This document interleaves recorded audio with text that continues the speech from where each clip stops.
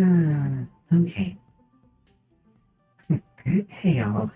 This is this is gonna be this is gonna be an interesting one. I just wonder if I'm shouting into the void or not. I've been like posting I've been posting my stream times like right before I go live, usually. Right? So that's something different. Not right before, like an hour before. An hour before. So I don't know how that has been working out. I don't know if that's been working out well or poorly or anything else. So what I decided to do is I've decided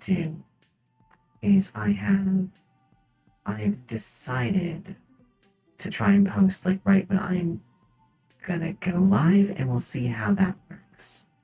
See how that works. Um okay, so tonight I plan to take a minute to chill and get some art done. And if my if if the cuttlefish wants, then maybe we will do we'll do some we'll do some Subnautica below zero. But it's usually the today's usually the day I have reserved for doing other things. Right? So uh, let's let's get to it, shall we? I've been working a little bit, working a little bit, um, working a little bit, and gotten a bit of a start. Gotten a bit of a start. Um, on on getting everything set up and ready. Line art is not something I'm especially good at, but it's something that I like to do. So that comes with its own kind of like issue. That's something that I'm trying to get faster at. I feel like the way I do line art is such a horrifying mess that there's like almost no reason to actually like watch me do it, right? Maybe if I was just doing like a genuine pure just chatting stream. But if you come by for art, you should get like something for your troubles. So I've been doing some sketches like over off on my own, and then bringing them back so I can do it. I'm sorry this is so big. I don't have like a tablet where I can see things, so my monitor has to serve as my own surface, and my eyes aren't very good. Like, I don't know if my cuttlefish has noticed, but um, I have these lenses on my face, and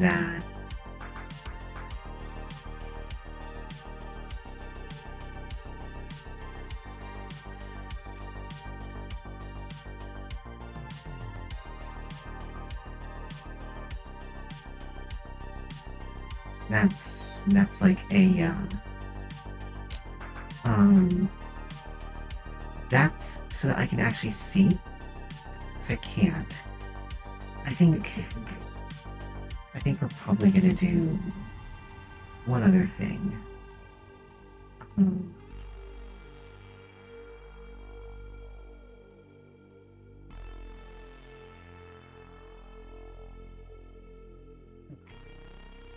okay. I think tonight's gonna be probably like the closest I'm ever gonna get to a proper cozy stream. So we're gonna try. Might be quiet more tonight than normal chat. And I think it's because I'm a bit tired. I'm here for you.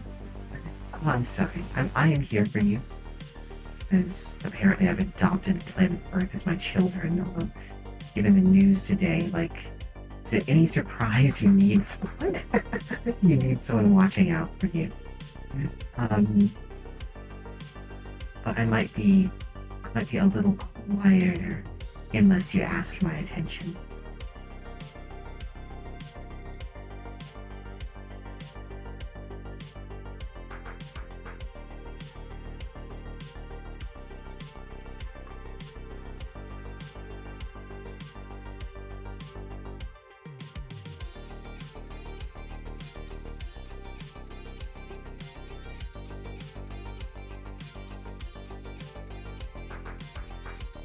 In the future, I might do some self-work on here. I don't know about that.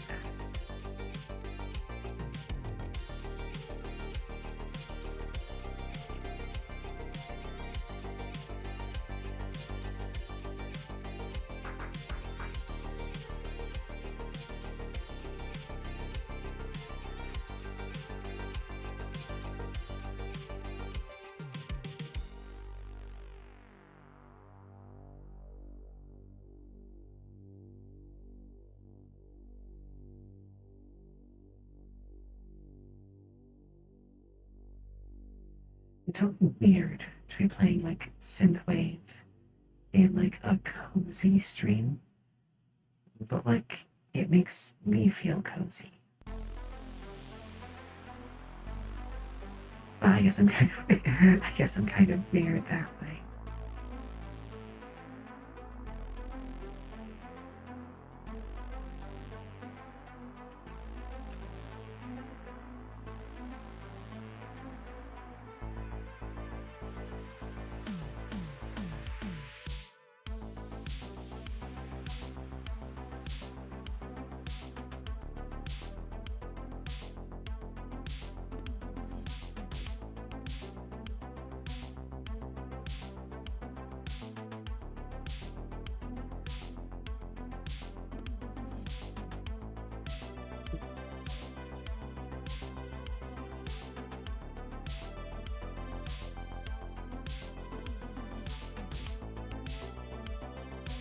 Think, hmm, I'm at an interesting point with a lot of stuff right now where I feel like I'm having to work to kind of reassert who I am, not to like anyone in particular, but to myself. Not that you've ever been felt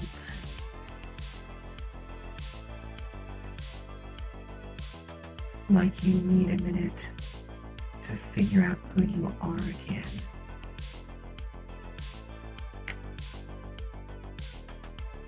I'm sure my cuttlefish has.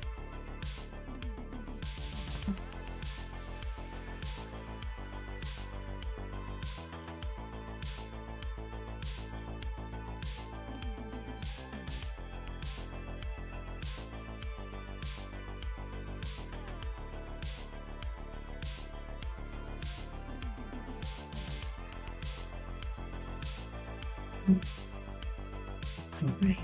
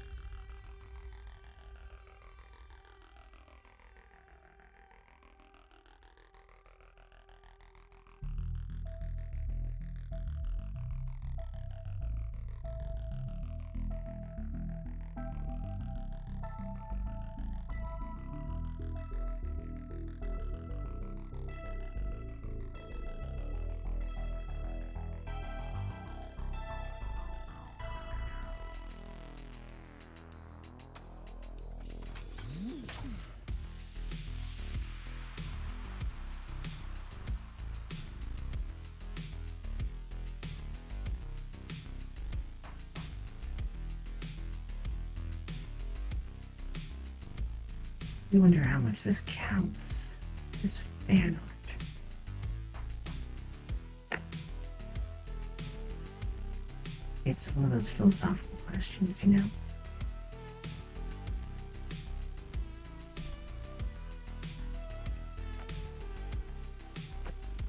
Because overdrawing her this way, isn't how she seems in game.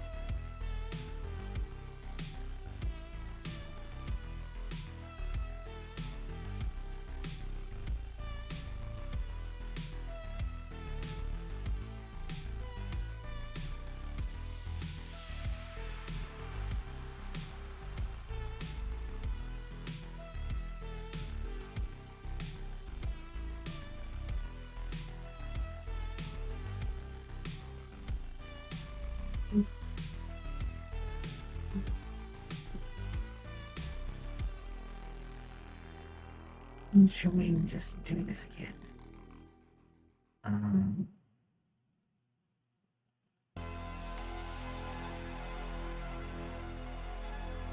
I had another one I was considering doing that I had a sketch for that I don't know if I'm going to be doing because it's a little bit more risque, and I don't know exactly where it falls under Twitch guidelines because Twitch guidelines are kind of weird.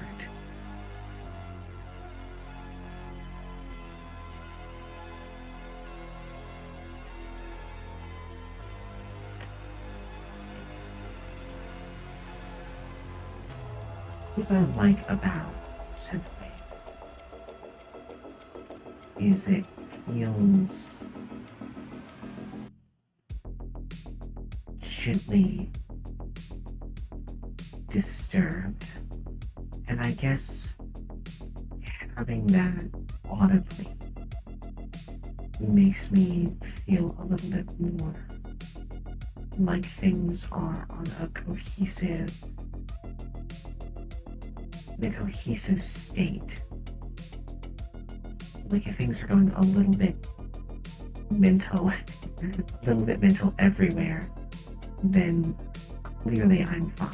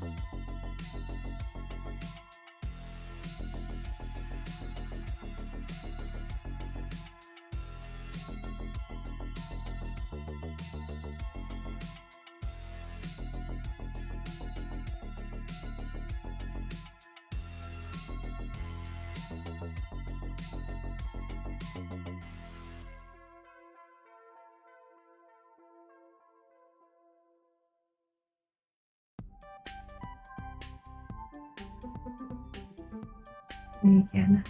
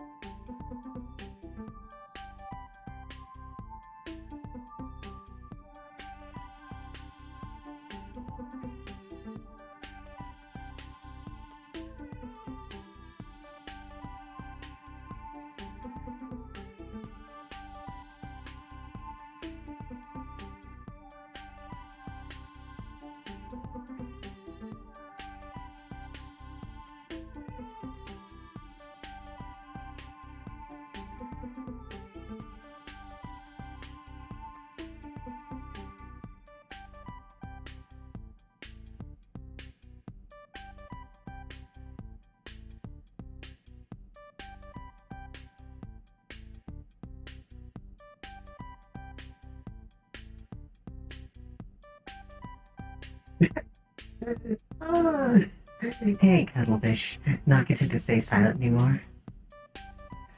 Uh, yeah, I usually do art stuff today. We can play some Subnautica though. We can do that later on. I'd like to at least, if my Cuddlefish will uh will tolerate it. I'd like to at least get the lines down for this. Maybe some colors. What? Okay, what? You... How... How... What? How is that even a thing?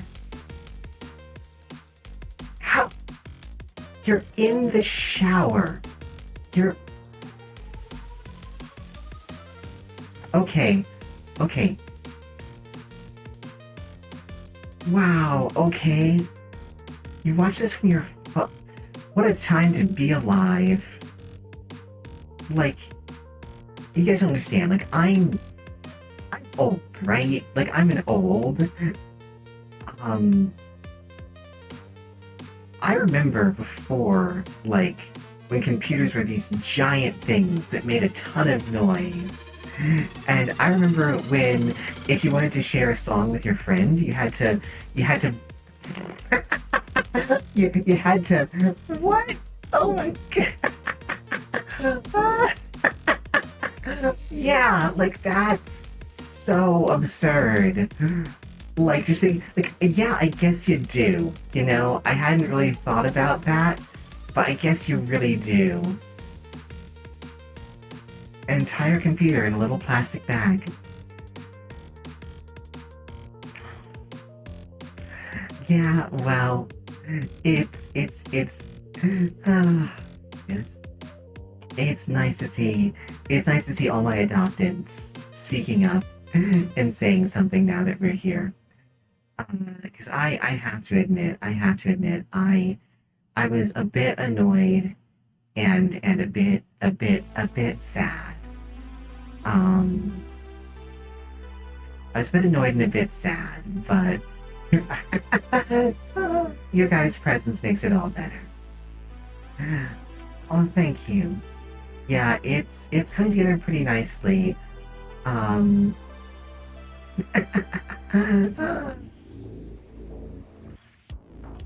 Yeah, I definitely think there might be you can blame it on the washing machine if you like, fish. You can blame it on the washing machine if you like. I think there might be other reasons it's getting more. Uh,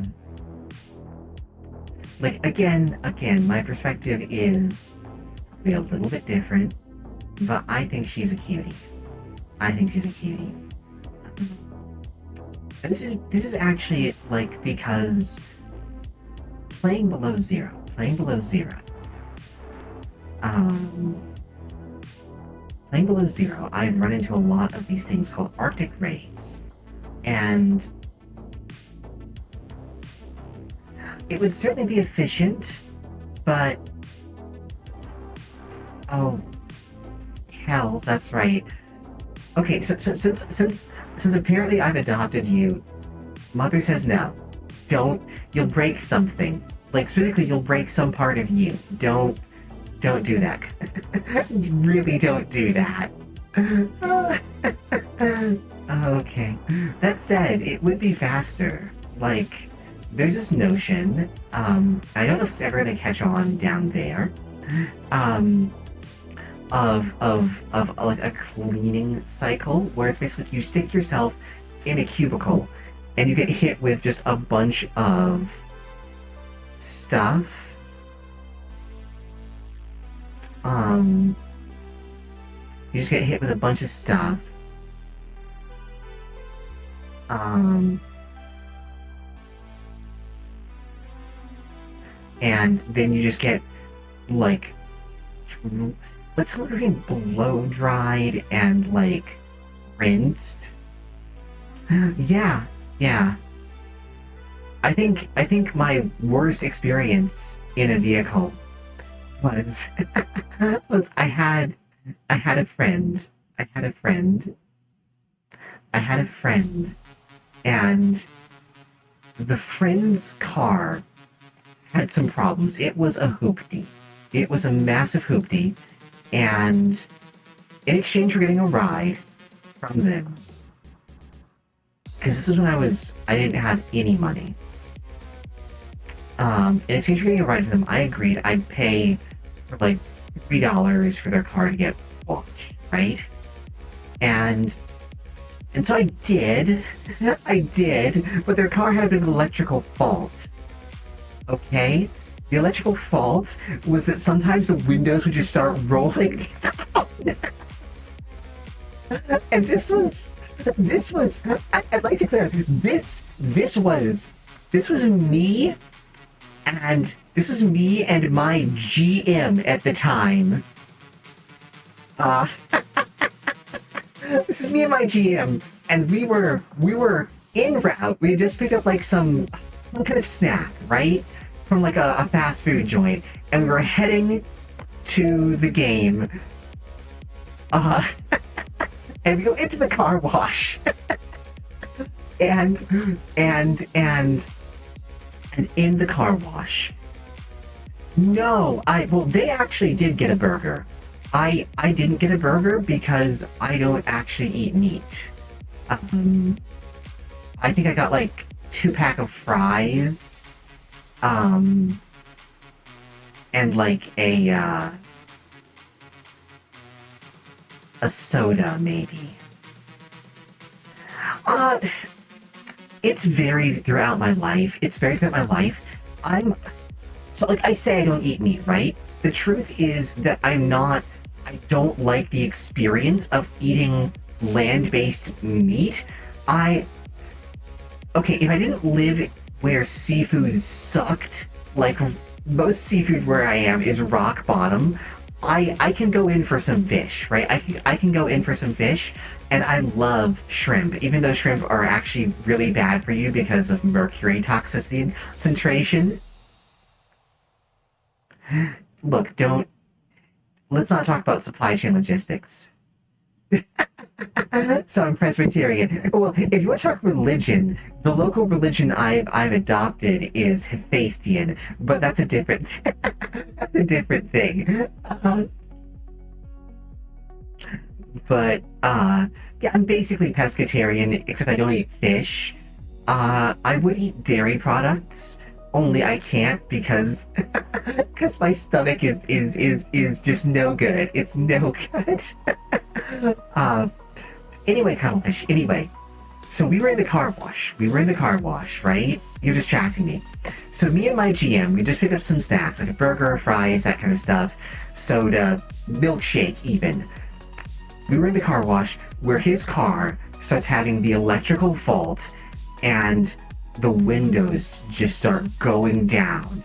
And this is right after it's like drenched the car in water. So the next the next thing that happens in this particular car wash is it covers the car in like this foam, and we see and we're grappling with him trying to get it to go back up, and like something happens where because his car had these like electrical systems, but it didn't work, and it's just like it gave a message that was like reset window motors, and just like, all the windows suddenly went down. So it's like it's us in our clothes, and like we we grabbed the most valuable things in that car, which are the source books.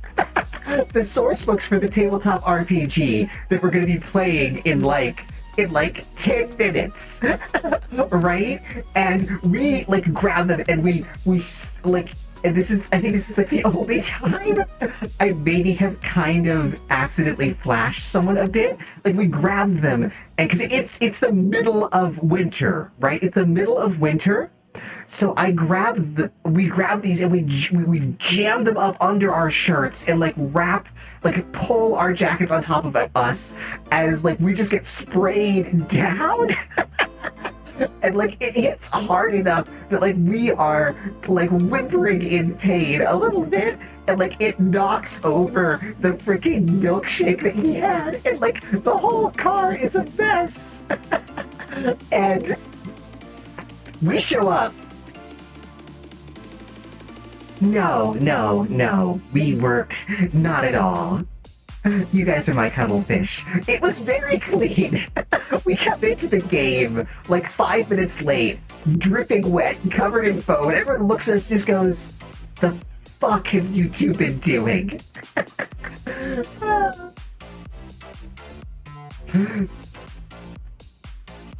Actually, I think the person that was said was just, "So, how did you do it this time?"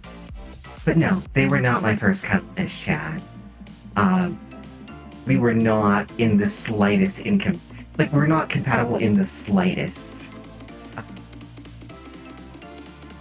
Like, I know it sounds weird, but like we were legitimately just friends.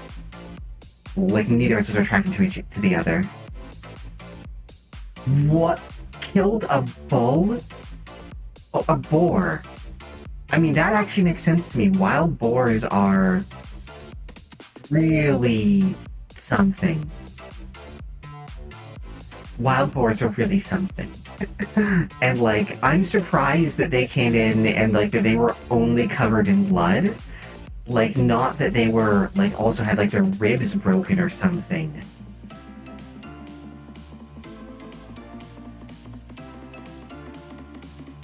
Because pigs can do the damage when they want to.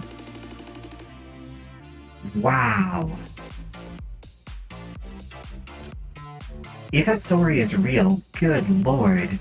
I have to meet them in a dark alley.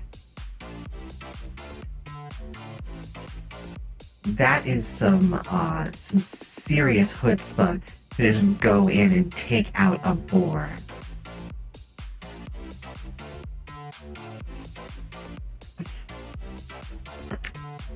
Although, oh, ow, okay, that makes sense, but ow, why, why would you torture, why would you torture me with the idea of bones being broken like that? Just, that's, oof, ow. That's actually something I've never done. I've never actually broken a bone. So that's the one thing that I know of that I've never done. I've never broken a bone. but that's ow. That just sounds so painful.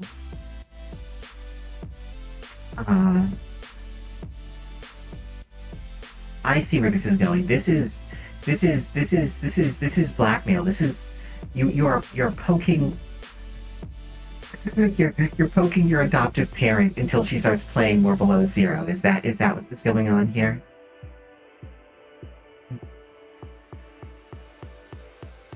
Wow, yeah, no, I'll bet. Like, breaking bones, from what I understand, is like no joke. I've never broken a bone. I've torn tendons and ligaments. Story time. Okay, let's get a story going then.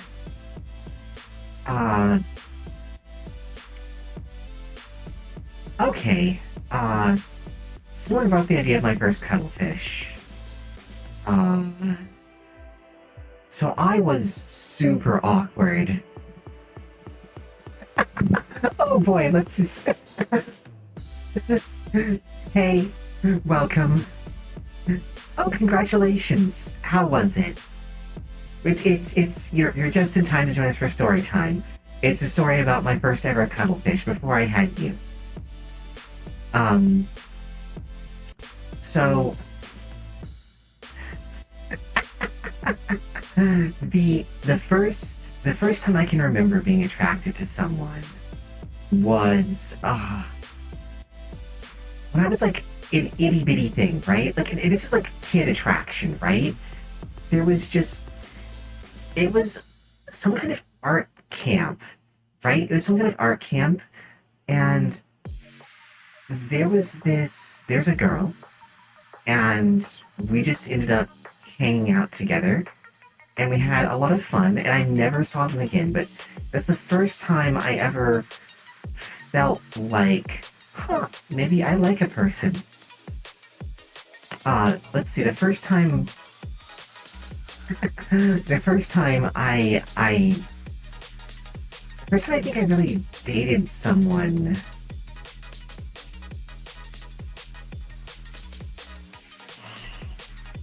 That's hard. That's a hard one, my cuttlefish, because I don't have like a traditional dating history. Throughout my secondary. Okay, so crushes then. So let's talk my secondary education, okay?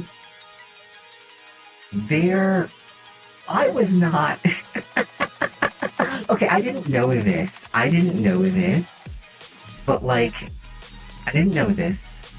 but I apparently was like sort of super popular, but behind my back, right?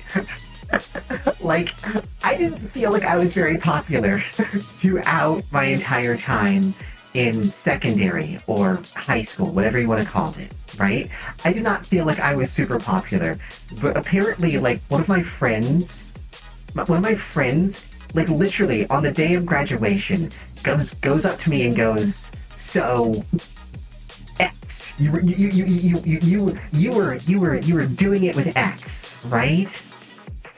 And I was like, "No." And they were like, "Come on, you have to, like, we're graduated now, we'll never see each other, like, we'll never see any of these people again, you have to tell me it was X, you were slamming X, right?" And I was like, "I don't even talk to X that much." And they're like, "Okay, what about Y? Like, the two of you are always going to sneak off." I'm like, "No. Like, I haven't been doing it with Y either." It's like, but apparently, like half of, like, my class apparently was trying to figure out who I was dating. I wasn't dating anyone. There was a crush. I'm not, and she was my dearest friend. No, that's not right. She became my dearest friend when my dearest friend, who was the class ahead of me, graduated, I think. At least in school. I had other friends who I hung out with more, and I talked to more.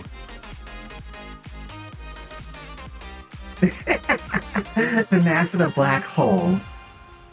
The mass of a black hole is your mom. Oh, fuck. That's right, you named me your mother. Okay, so apparently my mass of the mass of a black hole. Moving on. That is Vince's one. Um, uh, but I thought she was gorgeous. And she was sweet, and she got picked on all the time. Got picked on all the time because, like, high school, right? But she looked really good. Like, again, this is like my hazy high school memory, but I seem to remember that she was really attractive by high school standards. And now you have... So wait, you already have a mother and you wanted a second one? That's getting me into this. Okay, that's fine. I still love you anyway. So... And the thing is, there was a moment, okay? There was a moment, my cuddlefish. We were together. Our school had, like, this theater building. Our school had this theater building, right? Our school had this theater building, and it had all this seating, like this like auditorium, like stepped seating.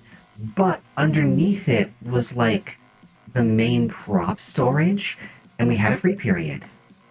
And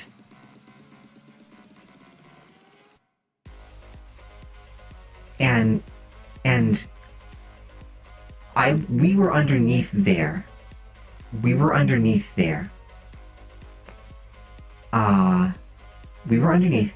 Be nice to each other, kids. We were underneath there, and she had some back issues, and I was giving her a massage. Okay, like yes, I know, I'm an idiot, okay? And she starts gently crying. And she's been having a hard time lately. She's been really fed up. And she just turns around, and she's pressed up against me, clinging to me, and I'm holding her. And she looks up at me with, like, these like, sad eyes, and just goes, "Thank you so much for being here." And we lock eyes for a minute, and, like, our noses are touching, okay? Our noses are touching, like, our lips are practically pressed together. It's like that moment in a film when, like, suddenly the two people who are in love, like, realize it, and suddenly they kiss, and we just sat there. And, like, looking back on it, I realize now that both of us were just completely frozen. Like, we've been talking, I shared with her, like, one of my deepest fears and worries, and she shared first me, and we were there in each, like, literally in each other's arms, okay? And we nose to nose, about to kiss, and we stay there for like a quarter of an hour. And then the bell rings and free period is over, and nothing happened. and I didn't forget about it, okay? But like, it was like 10 years later, okay, 10 years later, suddenly, in the dead of night, like, I'm suddenly jolted awake and went, holy shit, we should have kissed. Like, that was, I was like, that, like, we were each trying to see if the other person was going to kiss us, and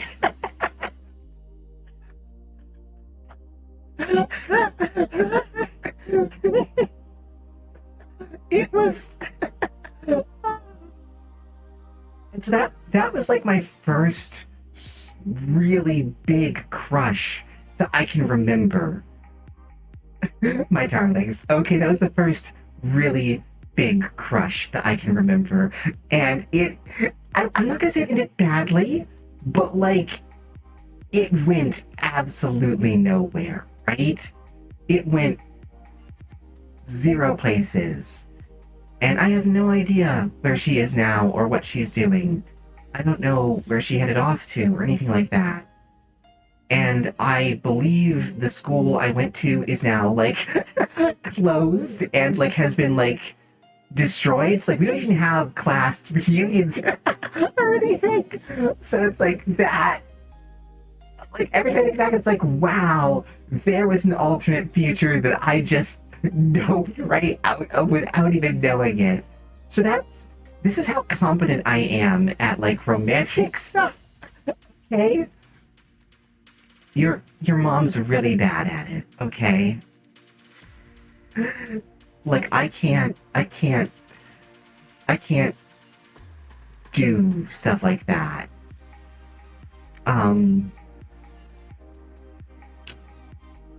I I have dated people. I have dated people. I am in fact I am seeing someone now, but that's a different story.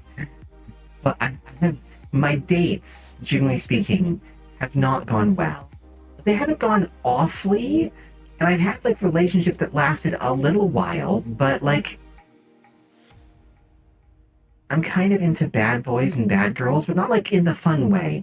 Like in kind of like the like emotionally abusive, like kind of assholery kind of way, where it's like you get involved with them and they just don't respect you. But they seem so confident and like charming and stuff.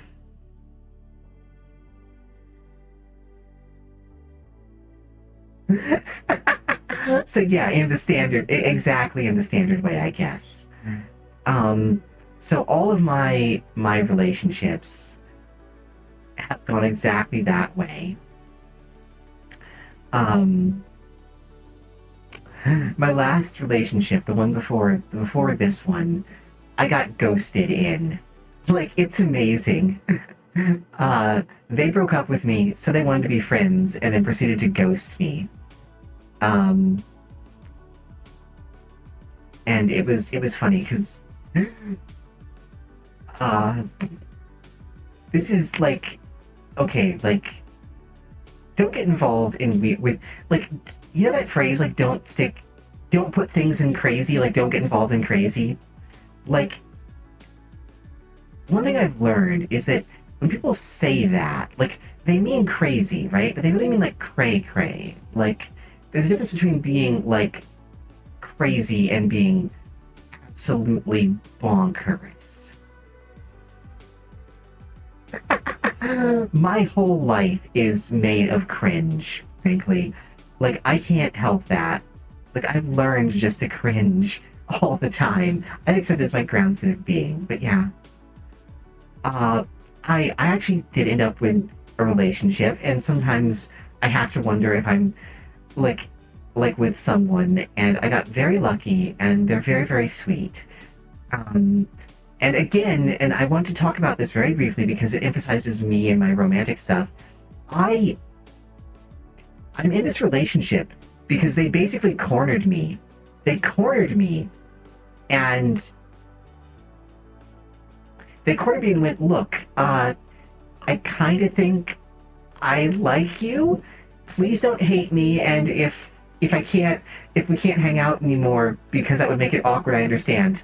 Okay, thanks, bye." And I had to then chase them down and be like, wait, we need to talk about this. uh, Actually, like financially crazy. If someone's financially crazy, fish. Someone may. So if someone's financially crazy, if they're worth like several $1 million or more, like you have my consent to go and pursue that, because money is hard to come by. Uh, but generally speaking, I think if you wanted my advice, like you can try to find a relationship, or you can just try to find friends.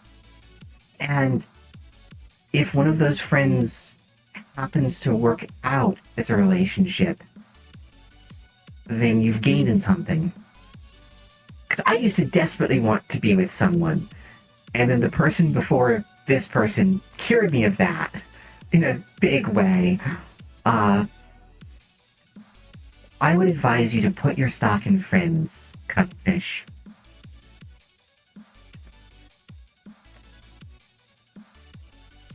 But people have suggested that I may be a little bit, not fully, but I may be partly asexual. I don't know. I don't invest in that kind of labeling.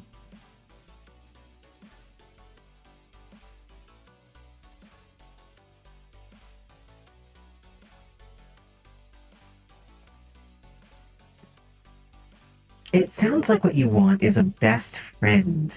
It sounds like what you want is like a best friend, or what they used to call a bosom buddy, which is the best name for it. Which I'd like to make.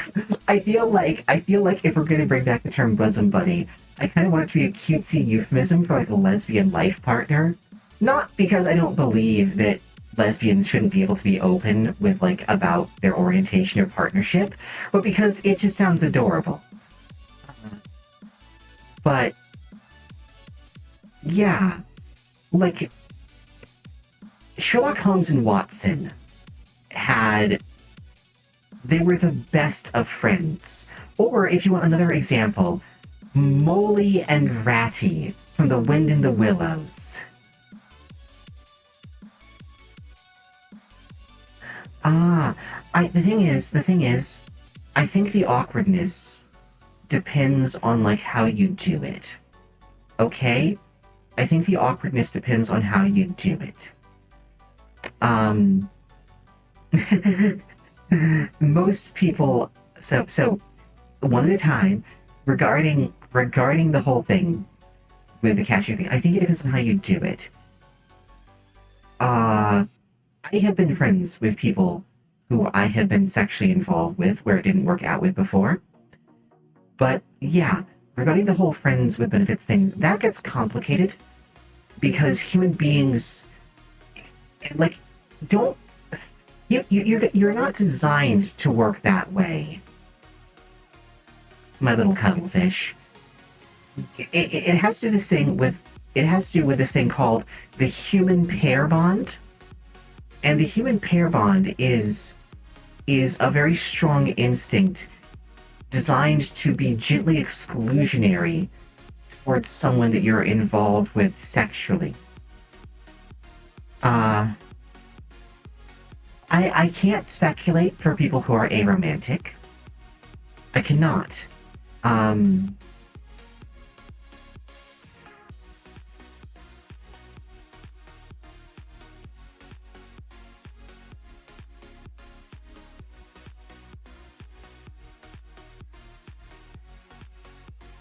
uh, but if you are aromantic, then yes. you if you can feed a rabbit on cheetah food, you can feed if you can feed a rabbit on a little bit of cheetah food, you can probably feed a cheetah on lots of rabbit food.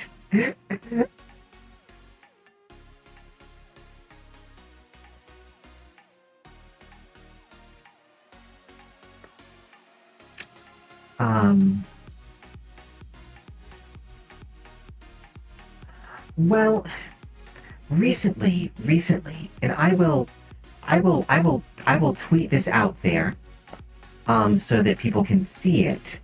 Recently, a content creator who I watch, Jaden Animations, came out as Arrow Ace, and she made a little video talking about it. And I'm gonna put it out there and take a look at it. And she goes into some detail about how she felt being Arrow Ace, and obviously only one half of it would apply to you, right? But she talks about like the way that romance did or didn't work for her, and that might help provide you some ideas. Um, what's funny is I'm slightly the other direction. I'm slightly the other direction. I'm I wouldn't say I'm properly. Uh, Ace is asexual. Ace is asexual. Um, like I'm not. Oh goodness, I actually, I actually dated a a a a, a somniophile once. That was we had some interesting conversations. It didn't work out, but the thing is, some interesting conversations. A somniophile is someone who is sexually attracted or aroused by no, yeah, to sleeping people or to people who are dreaming. That's not how you spell it, by the way. It's I believe um it's some I can't remember if it's O or A, but that's how you spell that. It's a somniophile. Somnophile? Okay. Turns out I was wrong. So it's a somnophile.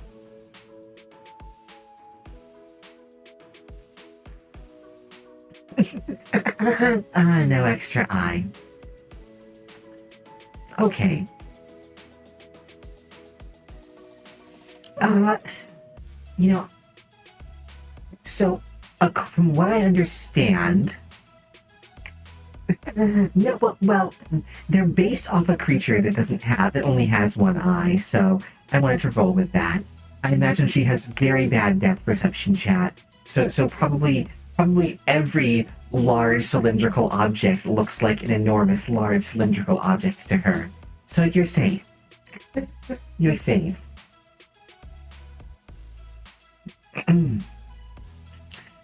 Were they? But as far as the somnophile goes,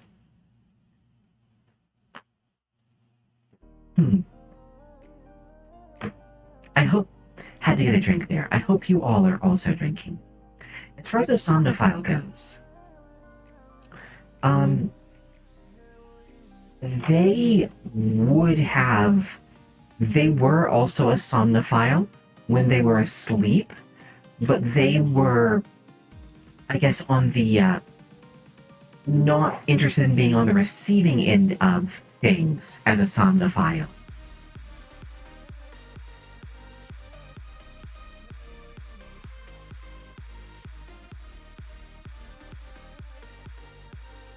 But but the thing is, it did lead to some very interesting mornings.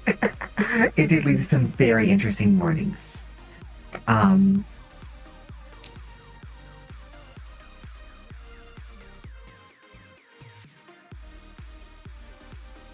um, that is, I try to pay attention to all of my kids now. So if you feel you need to, I'm happy to listen. I feel like what I need to do, and I think my little cuttlefish senior was like the first to try and do this. I need to like actually properly set up like a little a form or a place where if people want me to talk about stuff, they can leave me little details or remarks or things, and I will see about discussing them. I actually have a Discord server. You can't get on it right now. My my streams go places, okay? We're having adventures together. I can't promise that they are normative adventures, but I feel like everyone who's here isn't here for the standard. I feel like we're all I feel like we're all deviations on the curve. And that's absolutely fine. That's something that I treasure about all of you.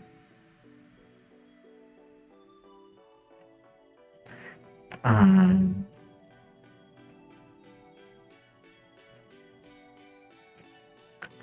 uh, but yeah, the yeah, Ace is I've actually known someone who was, uh, they were interesting. They were not arrow ace. They were just ace. And it made someone who liked them deeply frustrated because they were absolutely not ace, but she was ace and agendered. Agendered? I think it's agendered. She was fine with the use of she, her, but she did not think of herself as either a woman or a man.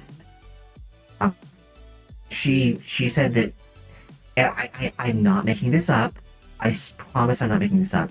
She said that, if anything, she associated herself with something more like a Pokemon or like an anime, a Japanese anime robot, because she felt intelligent and capable of doing things, but without any real, like, physical or sexual connection to other human beings. They didn't think they were a Pokemon or a robot. They weren't like, they weren't like a, I think they're called otherkin. I'm sorry if I'm using that term wrong. They weren't like one of those, but that's how she chose to describe it and articulate it.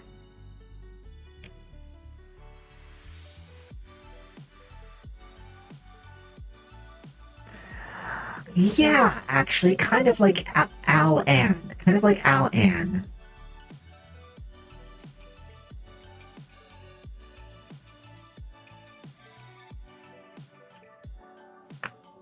So, so one of my children has cried out for help. So let me let before we before we try and do another story time, let me help them. So, my little cuttlefish, that's a bit of a weird situation to be in. Like, our parents' behavior does shape us a lot, but I also know that I do things that, like, my parents have never done. Like, I know with, like, I know I've done that with some of my partners. Um, and I know that I behave in certain ways that my parents don't really. So there's a mixture of that at play and also not at play. What it sounds like to me, what it sounds like to me, if I were to suggest something to you, is that if you relationships are not the same thing as romance. We have a very strange idea of romance here in what I'd call Western canon. And the first thing you need to do about romance is throw out the book that our culture and Hollywood has taught you. Like, I don't, I didn't have, my relationship did not have a romantic start. My current one, it didn't. I do romantic things with them. I do things now that both me and her find romantic. But our relationship did not start from a point of romance. It started from a point of, I feel close to you. I would like to feel closer to you. Can we feel, is that okay if we try and pursue a closer relationship that has long lasting implications? But both of us are people, we don't want to be in a relationship or, like, just for fun. We're not, some people like relationships for fun. We're not those kinds of people. People who like relationships for fun, maybe they want to do the weird, gooey Hollywood romance stuff. I don't know. You need to decide if, first of all, do you like that kind of thing? If you don't do it, but don't think that eliminates you from being romantic just because you don't meet a standard. And it's not like the standard definition. Just because you don't meet what has become the socially idealized form of romance. We are not platonic ideals. And the thing is, even if you were, platonic ideals are fucked up, okay? I tell you that, my sweets, as someone who is trying to help you. Do not look at the standard social platonics for romance and relationship as a metric to understand how to have romance or a relationship. Your parents the ones who didn't kiss or show affection, may have had a very strong romance going. But their idea of how to portray romance was very different. There was a time where in the United States of America and across different parts of Europe, where it was not uncommon for the husband and wife to have separate beds. They had a bed for the husband, a bed for the wife, and they had what was called a marriage bed. And the marriage bed was where all of the bouncy happened. Usually, anyway, that was the theory.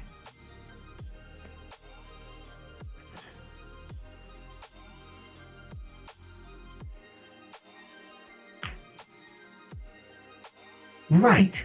And that's fine. Every relationship is about making decisions and about making a choice as to what you want out of that relationship. What it turns out what I want out of a relationship is I just want someone to help me.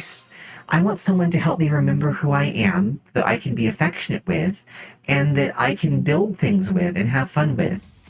It turns out that that's kind of what I want out of a relationship. I want someone there to work with and to do things with and to stay together with. I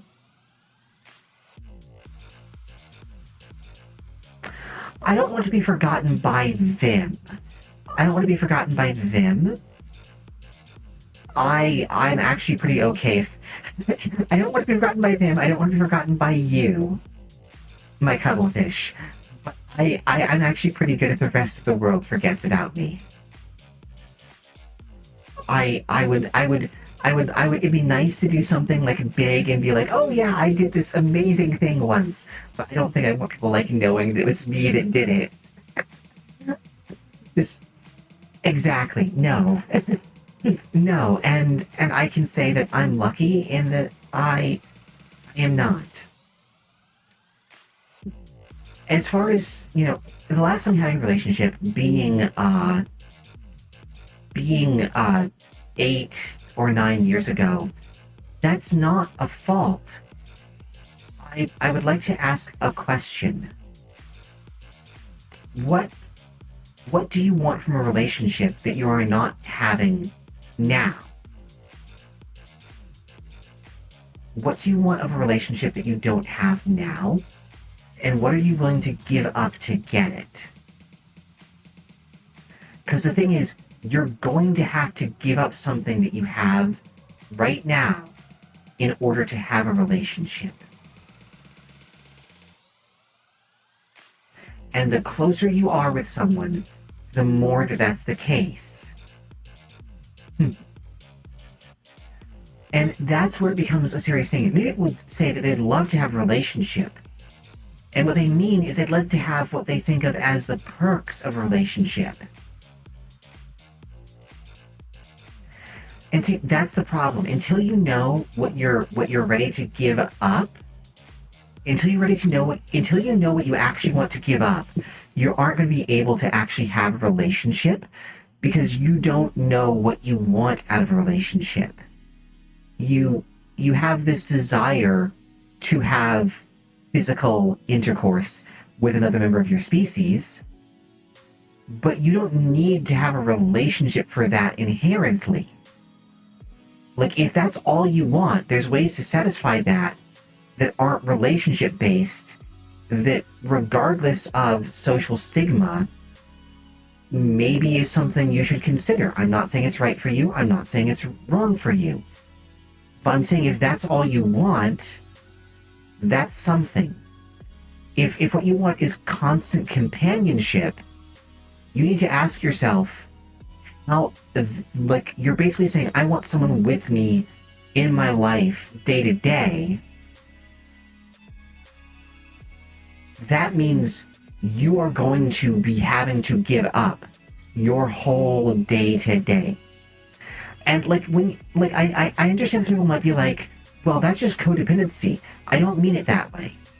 But the way you exist, how you navigate the world, what you do moment to moment, is suddenly going to change because you're suddenly not going to be able to operate as an independent unit anymore. Right? And so the question is, are you prepared to give up your current lifestyle just to have someone else be omnipresent? Right. Which I'd like you to, and I appreciate the amount of responsibility I've had to take on here, planning all of you lot down there. Yeah, basically. And it gets even more complicated if you have, like, a pet or a child, because then suddenly you're going to have two draws on your time that aren't things you may want to do. And suddenly, this is why when people, like, get married, have kids, that kind of thing, like, if you're the friend of someone like that, suddenly it might seem like they just stop existing for a while because their focus is on maintaining those relationships that they've prioritized, and things start to get lost. I have a near and dear friend who I no longer talk to very often because they chose matrimony and reproduction over other aspects of their life. Ain't no shame in that. You know? I like older children. I like older children. And I like reproduction, but I don't like the middle bit, so I'm not into it. I have to say it like that. Isn't a mother's job to make her children go, ew, gross? I'm just fulfilling my side of the agreement. I'm just fulfilling my side of this whole relationship.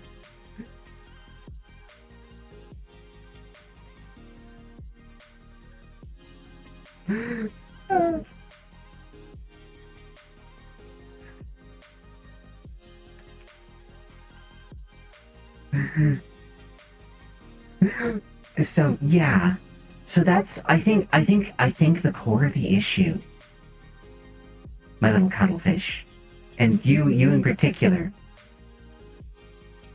Monsieur Bucket, is that you are uncommitted as to whether or not you want to be in a relationship that offers you what you want.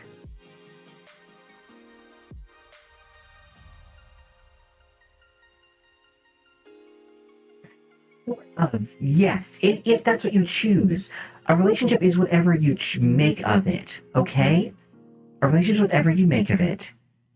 And I feel like the issue is that currently, for my little one who's having a struggle, you don't know what you need, what you're looking for from a relationship.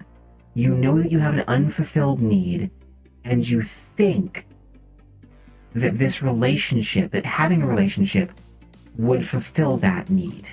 I get it. I've been there.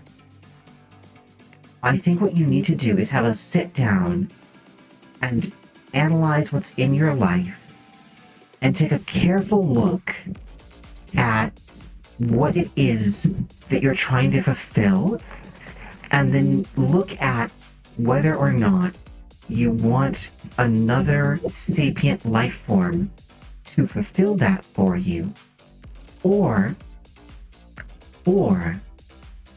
if you want to try and find another way to fulfill it. Because all needs can be fulfilled in multiple ways. There's an awful social pressure to get in a relationship, to start looking at having a fiance, getting married, get a house, between the ages of about 25 and about 35 or so. And that encourages a lot of very rushed thinking, a lot of very sloppy thinking about how you want to live your life for the next 10, 15, 20 years. And maybe 30, right? Maybe 50. So what I would encourage you, even if you think that you 100% know the solution is a relationship, look at what the alternatives are. The alternatives can't hurt you if all you're doing is looking at them to confirm that they aren't what you want or need. Even if you have to go into it thinking, well, you know what, this is just to confirm, take the time to confirm. Try and keep an open mind about it. But if you have to start with the idea of like, well, this is just to make sure, right? This is just to confirm, to cross off that I'm doing, to cross off that this can never work. And if it doesn't work, if it would never work, if it would never have worked, that's also okay. Like, wanting a relationship is not a bad thing, but it sounds to me that yearning, that deep need, sounds like a Pavlovian imperative. Like the need for something that is currently unfulfilled. And once you can pin down and look at what that need is, you can start looking at ways to address it.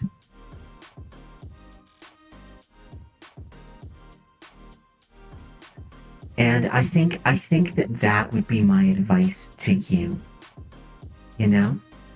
Would be to really sit down, find someone you can trust and talk to about it. And start looking at what your needs. Yeah.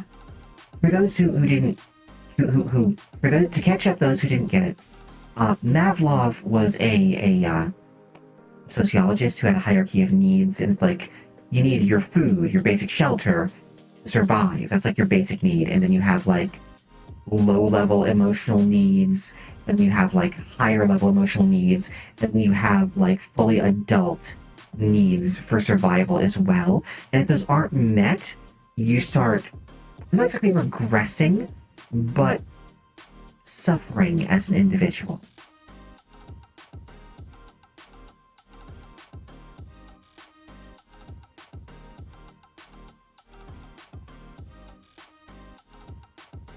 You start suffering, and it sounds to me like that's where you are. There's a thing missing and you need it.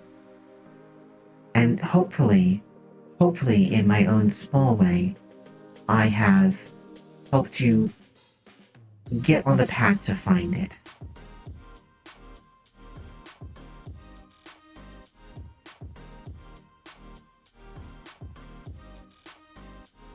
Good, I'm glad. That's what I'm here for, right?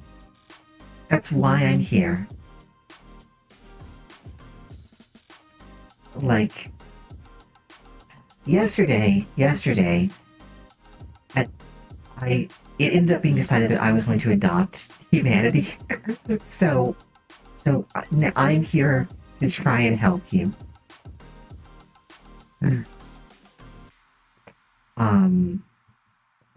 And know that if nothing else, you'll always have a place to go and be yourself, even if you're having a bad day, even if you don't know. Yep, I am officially Space Mom. We'll go with I you know, I'll claim that title. I feel like I need a different outfit though now. You know what? Sure. I don't know. Yep. Well then, I see where some of you are going. But yeah. Space Mom makes space food. I can absolutely make space food sometime. I will, I have no idea how to share it with you, though. Like, I actually have these peanut butter and jelly cookies that I like. See, now that's a whole different kind of complex, our little cuttlefish. That's alright. In the words of... And you drove me to this. I'd like to point out that you caused this to happen. In the words of some elder neckbeard on Reddit, It's okay. They're not related.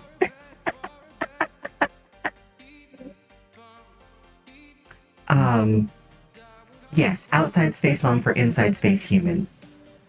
I maybe if I really get good at this, I will if this really starts going somewhere, I will see if I can't if I can't do some kind of very weird, very strange like process of baking. Because I know a recipe for peanut butter oatmeal cookies that I can actually eat. I can actually eat and I don't know if they're tasty, okay? I don't know if they're tasty to other people, but they're tasty to me. They're full of a lot of sugar in any case. But that's the point of a cookie, right? Is to fill your tummy with sugar. Um,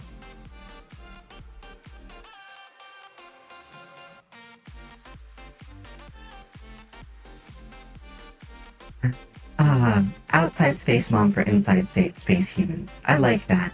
I might do it as a title. I'd give you a cookie. You can have a cookie. When I bake cookies, you get the first cookie. You've earned it. You've had a hard time, and you've earned it. Okay. Um,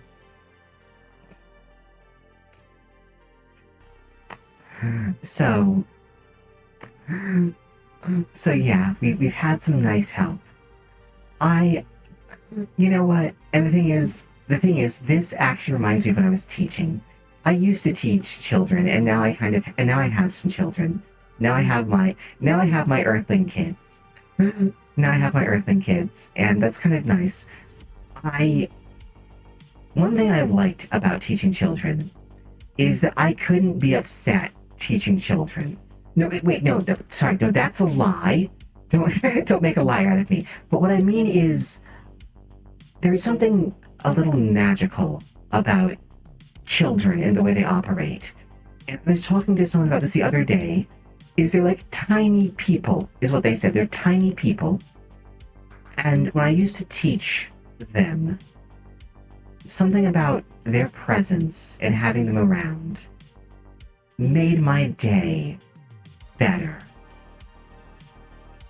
And I want to say thank you to all of you because you are the best Earth children I could have ever asked for.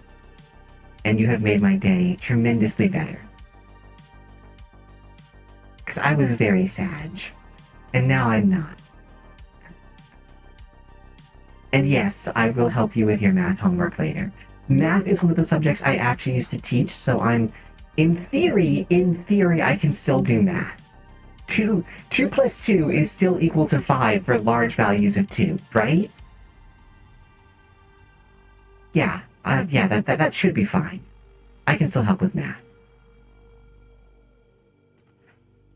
You shouldn't help me help with your math. I shouldn't help you with your math. I'm positive I've lost all skill and facility with it.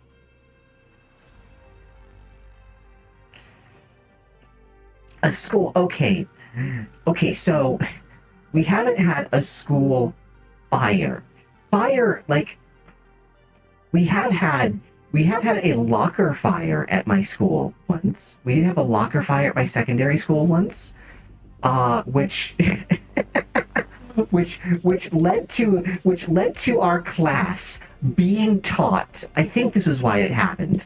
This led to our class not being canceled. So there is a thing that some people down there enjoy imbibing that is an illegal substance in some places. And I don't know if it's now legal in, yes, I don't know if I can say that or not. I'm not sure if that's TOS or not. But you have the right of it. You have the right of it.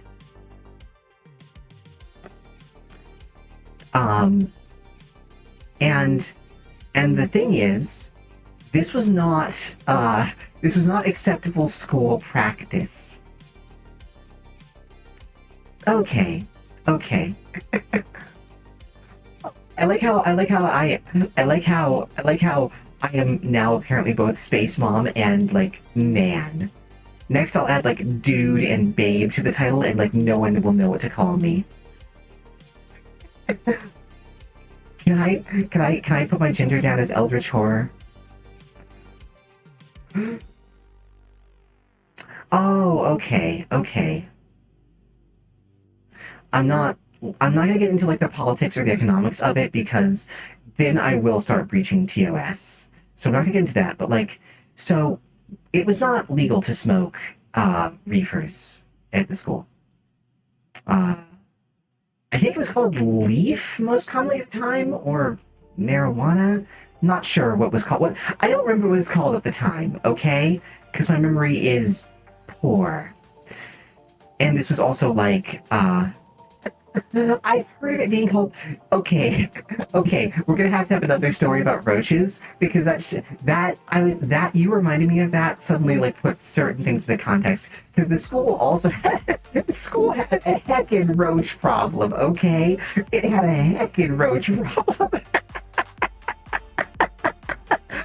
I remember one time I put my I had like a little lunch. Like I frequently brought my own lunch because there wasn't a cafeteria at the school I went to, so you had to bring your own lunch. I remember putting it in the microwave. And like I turned it on, and right as I was about to hit the power button, I watched this roach just crawl across the top of the microwavable box. And I'm looking at it just going, "Oh, why? Why is that even in there?" Um, so yeah, anyway, the story about the reefer, that wasn't something you were allowed to have. That wasn't something you were allowed to have in school, right? Couldn't have it, couldn't indulge in it, nothing like that, right?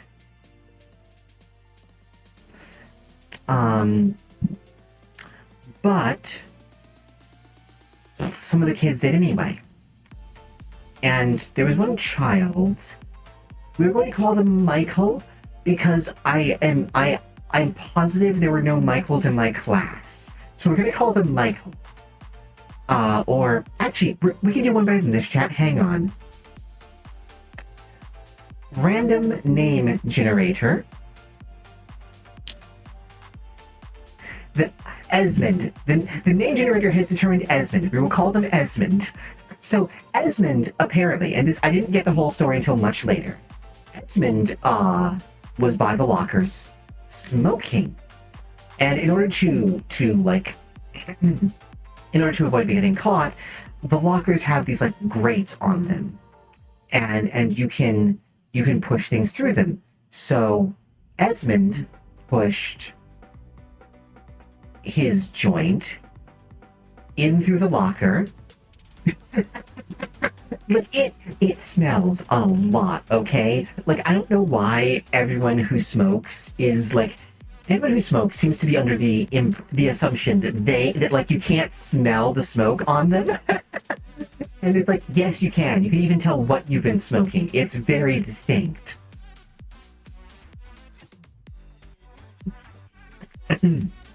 And I think the sooner they learn that, like the easier, like the better things will work out for them. But anyway, Esmond shoved it through, and because there was no proof, I guess the assumption was that like nothing could be done at the time. So like, but there was papers in the locker because lockers got cleaned out once a year at the end of the year. So, by the time spring semester rolled around, like lockers were jammed full of all kinds of crap, right? So I don't think there's an actual fire. I think it just like ignited some of the papers and like started smoldering. Oh wow. But like classes had to be evacuated, and the teachers set up areas like in the yard where we had to like stand around and continue our classwork. So you had a fire in middle school, huh? That Was that fun or harrowing?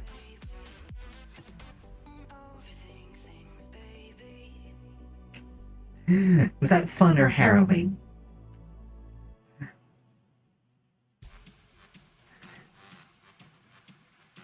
Because I don't know what they do if they send you home.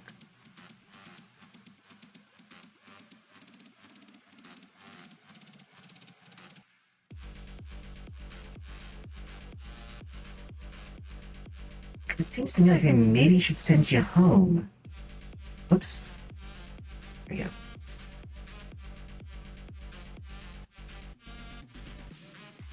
Wow, I'm glad you're here anyway. So, let's see, other stories. Let me see, I know I have stories. I have all the stories. Um, so,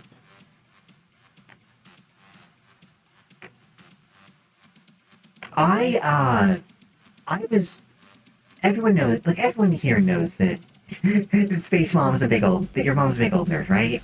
Everyone here knows that. And, uh, I play a lot of tabletop RPGs. In the last game in which I actually got to play as like a player and wasn't a GM or storyteller or DM, whatever the system calls it, right? In the last one I played in, I was responsible for a TPK after I left the game.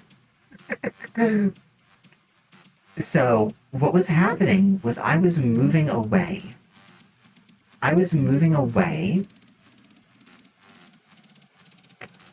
Um, and I was playing this kind of like necromancer character, right? Uh, and I liked playing. Like he was a short-tempered, cantankerous old man who had a home with like these two like weird ghost daughters, and that like not like half like not quite ghost daughters, like they were like maybe constructs. Like his family had been killed, right? And he like one of his major personal story quests was to like get his family back. And like partway through the campaign, he was able to do that. So he has this house off in like the woods with like a ghost wife and like two these like two like undead kids, and we were having to defend the world against the Fae, and they were coming up from the beaches, and on my very last game, I was like, okay, since I'm going out, I may as well blow all my charges, right? Like, this is my out.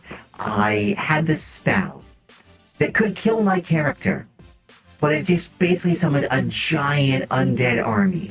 But it was probably going to kill me. I'm like, I'm going to wait to use this. In, like, that's like a weapon of last resort, right? Like, that's a weapon of last resort if I've ever heard of one. Um, but this is my out. So I use it. I use it. And a giant undead army appears.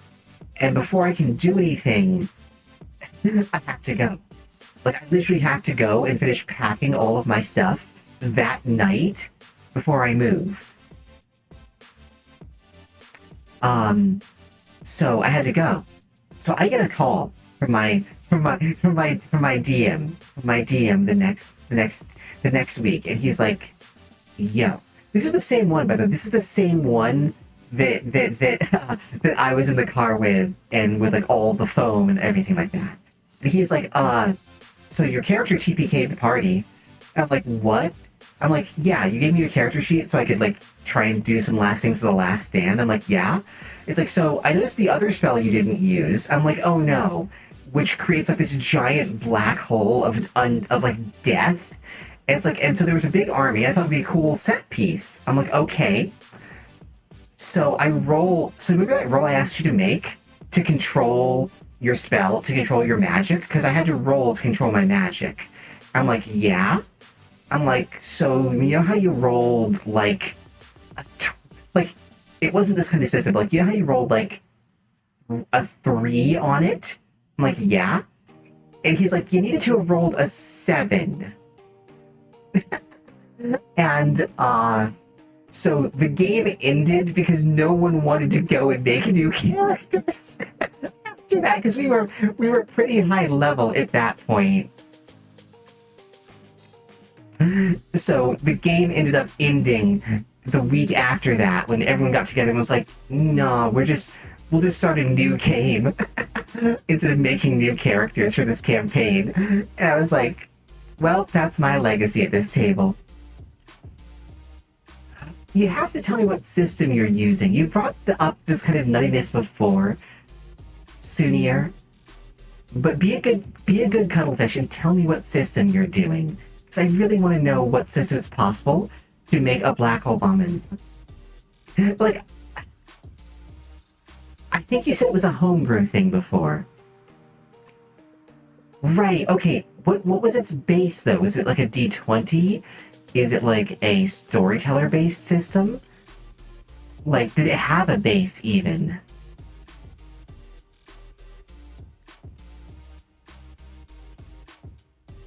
Come on, satisfy my curiosity here. I am aching to know. Because homebrew games are some of the most wild stuff out there. They can be ridiculously fun, especially if they're very story-based. I haven't run like a proper homebrew game in a long time.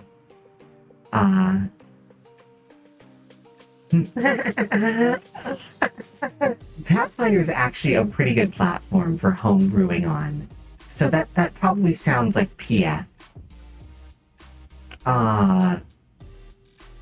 PF3 is the system I'm most excited for because I love what they've done with PF2. And the thing is, I actually am developing more thoughts on PF2 because PF2 seems like it actually might be a better system if you do it as a more roleplay centric game and don't rely on mechanics to dictate stuff, which is tricky sometimes, because sometimes you want the mechanics, but maybe there's like a way to work with that. I don't know, I'll look at it. I know that I'm using it as a base to do some homebrew stuff. Which I should probably mention a little bit, okay? Only because I've talked about it before. And that's because I'm gonna be, I kind of lost my way a little bit. And this is why I like the person that I'm with now. Because I can get lost in things. I can get lost in things, my little cuttlefish. And the person I'm with has a wonderful knack for getting me to listen to them and be aware of when I've strayed off of the path that I was on. And it's something I like them for plenty of other reasons. But it's one of the things I treasure about them. It was an unexpected surprise, but something I really enjoy.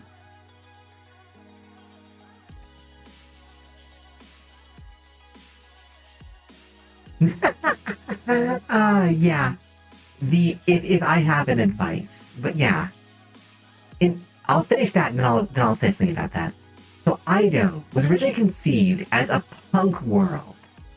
And so even though I always wanted to base it in more obscure mythos, I had wanted to do something a bit punky, a bit out there, because I'm not a fantasy person. I wish I could be a fantasy person sometimes, but I don't have the kind of...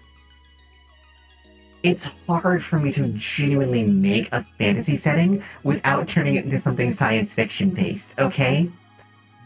I don't know why I have this issue, but I do. And the other issue is that I stop liking most fantasy settings that other people like very quickly, lose interest in them because they run out of things I find interesting. Um, and so I'm moving more towards that with that, kind of more towards Afrofuturism, and because so I want to get that announcement, but because it was probably the most reactive of all of the games and worlds that they were in. Mm. Okay, ow. Ow, I'm getting congested again. Hang on, hang on.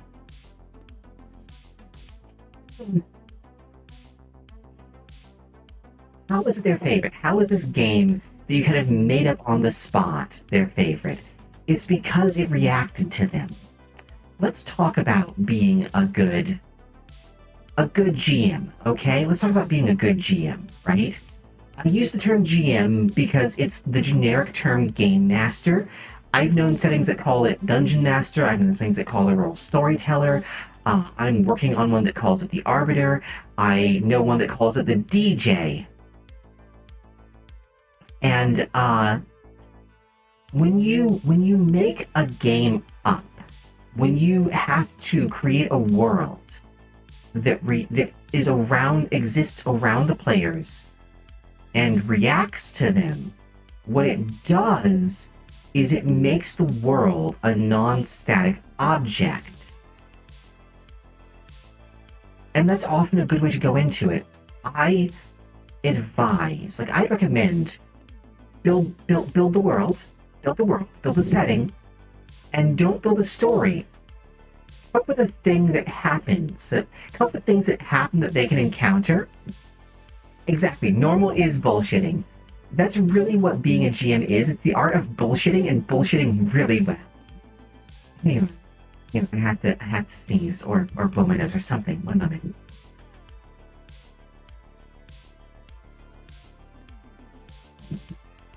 I'm sorry, I have allergies and it's really bad right now.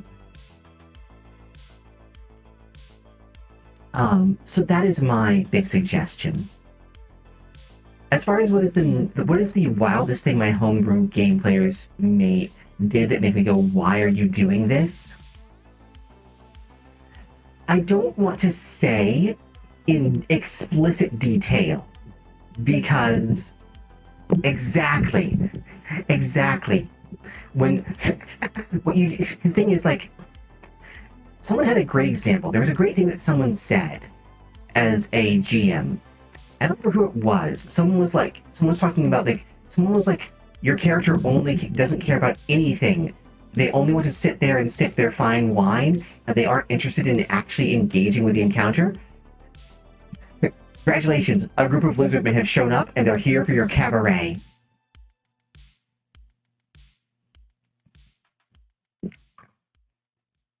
Like it is about presenting the players with events that require them to interact. It's really about drawing out the I don't want to say the social butterfly in all of us, but we all have some kind of social animal inside us. We all have some kind of need to be a part of things. Even if we're quiet, even if we're shy, we all want a place where there are other people. It's about helping establish that place and pulling them into it to realize that it's there and sharing it. Don't worry if your plot goes off the rails. You can find a new... as a GM, you are not there to create the plot. The players create the plot. You create the story events, and the players create the plot. Now, the wackiest... Exactly. The game in which I'm currently running now, my players are trying very hard to make those rails go in a circle, I think. But we'll have to see how they do.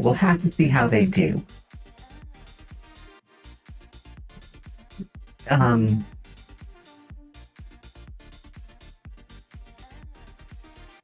so, exactly.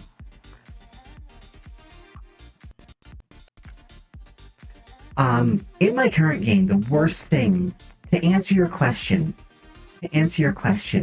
cuttlefish, the worst thing that I have, done, but not I done, the worst thing my players have done to make me go, why are you doing this? So it was, it was, so one of the players had their eyes removed. They were interacting with a very destructive entity, and their eyes got removed, along with their tongue. So they couldn't speak and they couldn't see. And,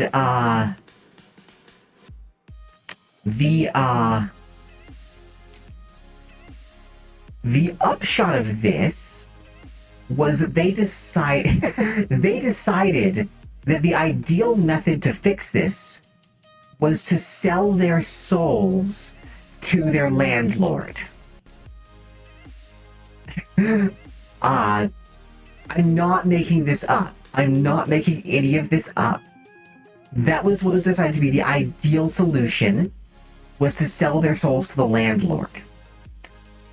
And I don't understand to this day why they decided to take that course of action. Like, I don't understand it even a little bit, okay? But that's what they did. And the thing is, no matter how much bullshit you make up, your players will find a way to make up worse, like stranger bullshit than you do. Because they're not just producing BS. They are producing BS that is in reaction to a environment. It's kind of like how I don't just randomly scream. I don't just randomly scream, okay? But when I'm playing Subnautica, random screams happen.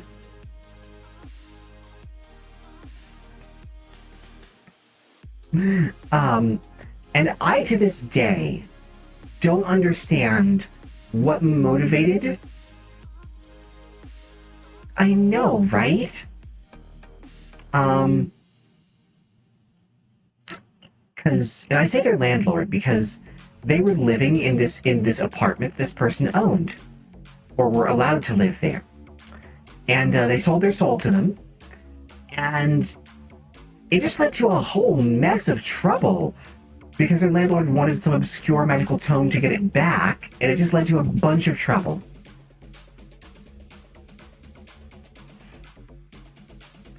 I still don't know.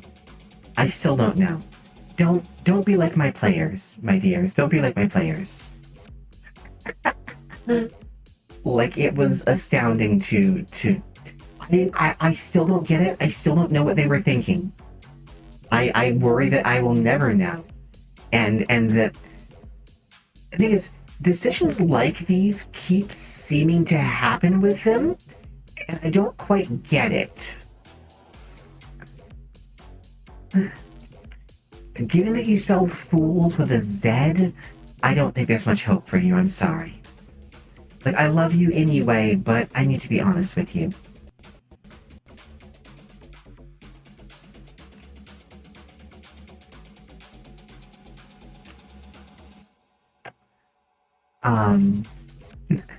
So yes, that's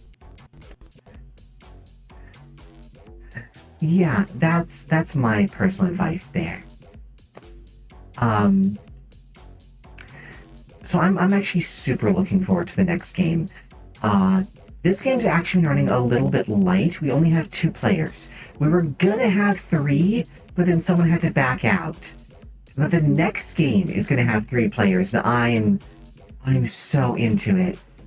I like to GM for between 3 and 5 people on average. I don't know that I could. It would be a new experience to GM for more. I haven't done it before, but I might someday. We're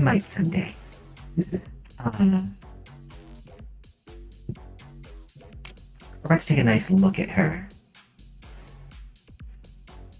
And I will ask all my cuttlefish a question when we do.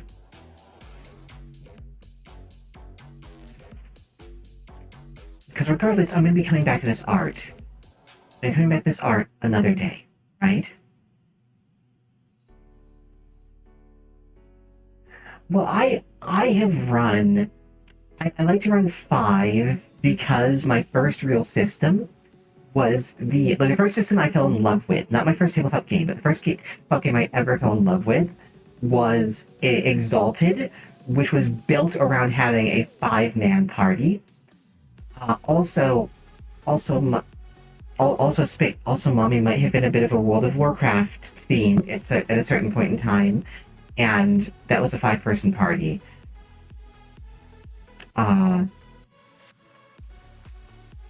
I don't want to talk about World of Warcraft because I don't there's no hatred or sorrow there anymore. But I've never cared for Blizzard since I started learning more about the people who worked there. And this is before the giant controversy came as no particular surprise.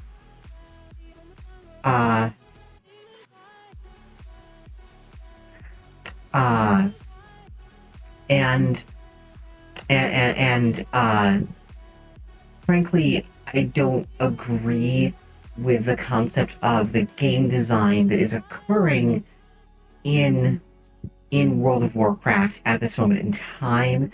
So I don't feel like it's my.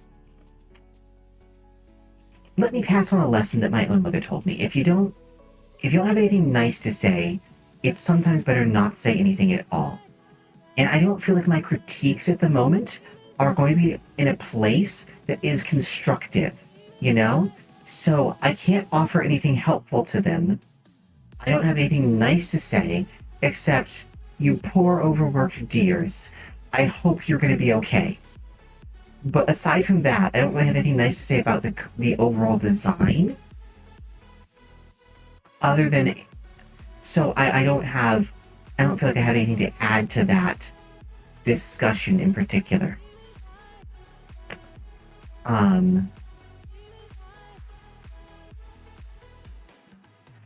My favorite MMORPG, not that anyone asked because I want to say it, was City of Heroes. If you haven't played City of Heroes, if you never got a chance to play City of Heroes, it was one of the oddest MMO experiences I can say that I've ever had. And while I was a role player on City of Heroes, a lot of my genuine enjoyment of it came from the game itself and from doing solo content. I'm one of the odd people who does not play MMOs or online games with other people, and it's a weird reason why. It's because I don't feel very comfortable with most people that I meet there. Some of it has to do with not feeling comfortable with myself in certain ways, but a lot of it has to do with the people that I meet. And I think it has to do with the way that internet slang has developed. A lot of internet talk has developed into lines that I have come to associate with people who are very, what's the word for this? Very, muscle bro-y. Very dude bro-y. It has, a lot of the ones I encounter seem to be of a very dude bro-y bent, or a very neck beardy bent. And both people are fine, but the problem is I feel out of place being neither a serious dude bro nor a serious neck beard. I guess leg beard, I think, is the female term. Leg beard. being neither of those, I frequently feel somewhat out of place. And in part of why I feel somewhat out of place is that, again, I think we talked the other day about how codification leads to bad things. I feel like there are certain concepts of what are codified opinions or preferences, and I just don't fit within those. And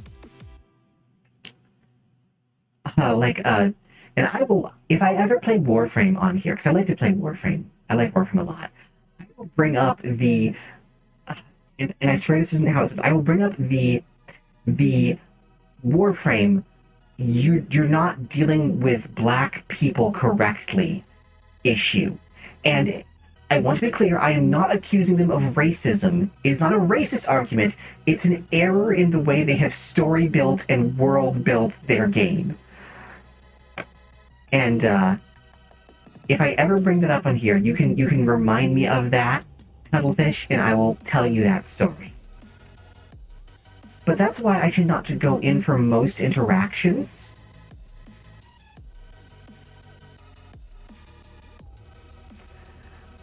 You know, we have a local remote terminal, and okay, so we have a local remote terminal that has some compensatory AI, so I think I should be okay. You aren't going to experience too much lag.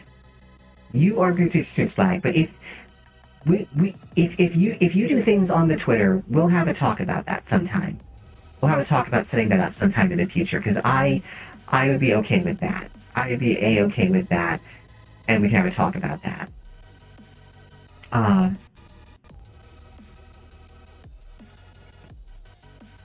So her lines are almost done. They're almost done. So I have something to ask you. And what I have to ask you is this. Do you want me to color her tonight? Or would you rather see me go back to Subnautica? I don't know how to do a poll. I wish I knew how to do a poll.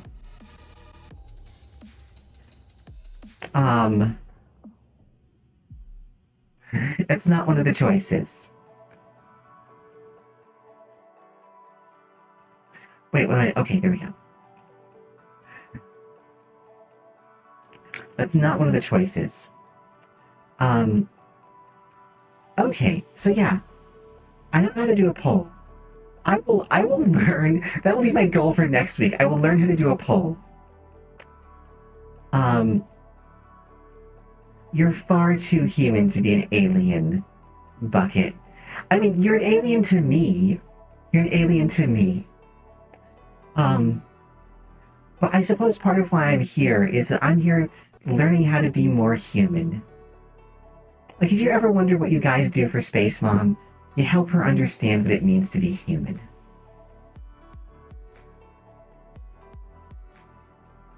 You help her figure out how it is to be human. But yeah, when I go for okay,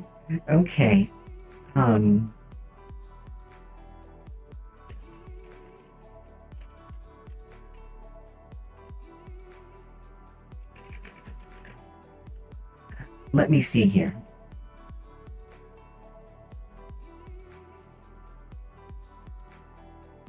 Okay, so I think I know how to make a poll. I think I know how to make a poll.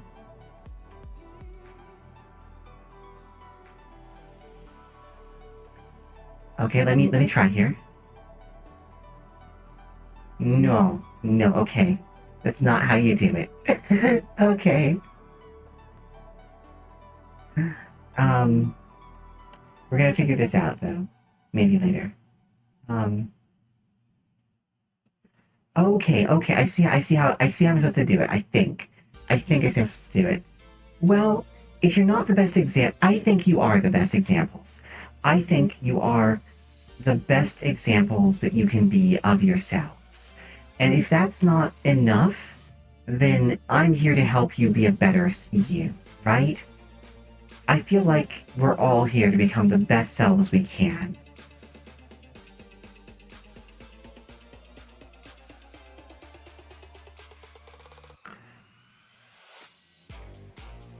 You are here to be the best cuttlefish you can be. I am here, and I am here to be the best weird space mom to you that I can be. Uh,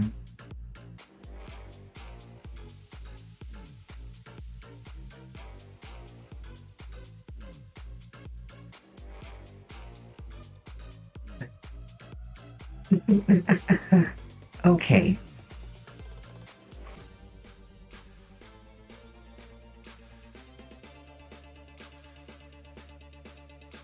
Oh, I'm not allowed to pull yet. I'm not allowed to pull yet. That's the difficulty. I'm not allowed to pull yet. I am not allowed to pull yet because I'm not. Because I'm not. I'm currently. I am not. I am not the full space mom to everyone. So I cannot make polls yet.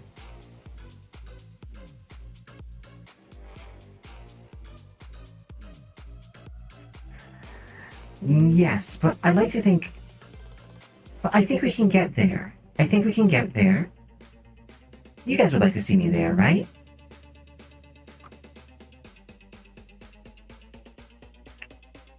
My Earth kids believe in me, right?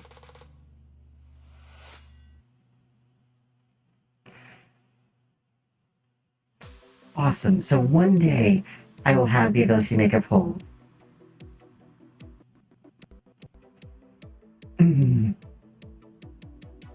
That's an amazing song. If you haven't listened to it, you should go listen to it. Ah. Well, that was a deep cut. I remember Mushroom Mushroom.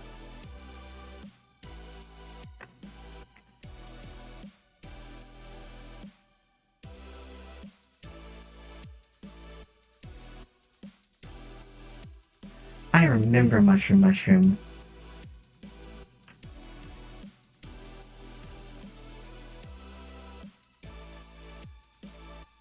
He's been doing his thing for a while.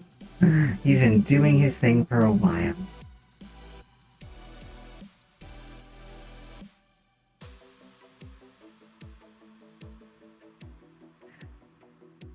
And that's the thing, chat. Oh, I'm so sorry. I'm sorry. That's the thing, my little ones. I'm gonna get better about that. I swear that actually is a weird vocal tick of mine. Maybe chat's a word in my language, you don't know.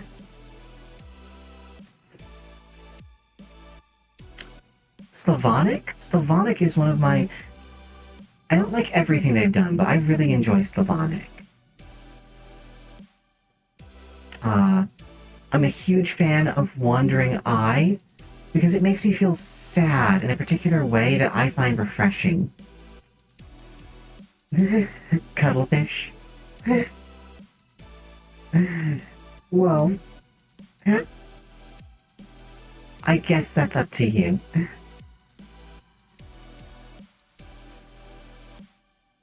Okay, let me see.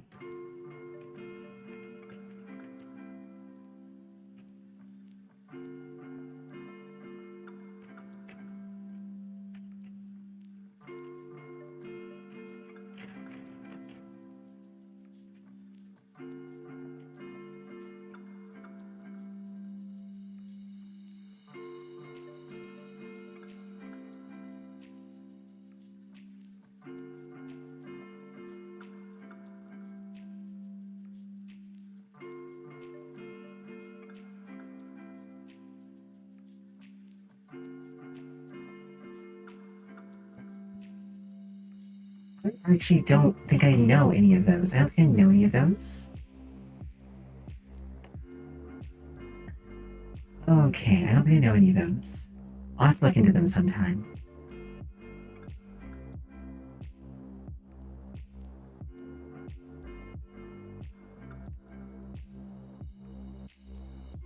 Is it?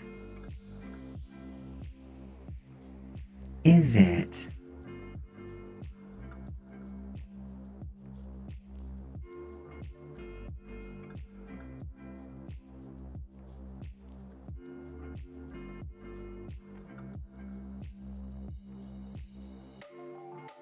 The thing is, I think that's kind of awesome. think, I think that, I think that we're all here to find our own way. And I think that what's kind of amazing about doing anything is that if you just start doing something and consistently doing it, it can become something. I actually haven't been. I drew when I was much younger, but I actually haven't been drawing that long. Like, I've actually only been drawing for a few years now. And, currently everything on screen, except for the program, was drawn by me.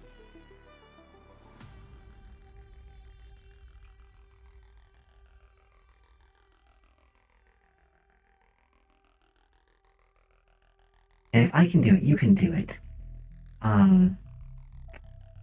Doctor Who, New Who, has a lot of problems, but one thing it tries to do, and occasionally succeeds at, is acknowledging that human beings are kind of amazing.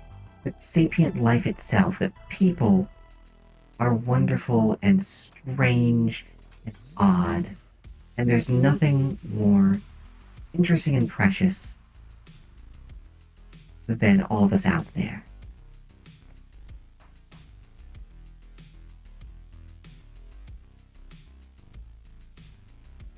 And I don't know about me, but I definitely feel that way about you guys.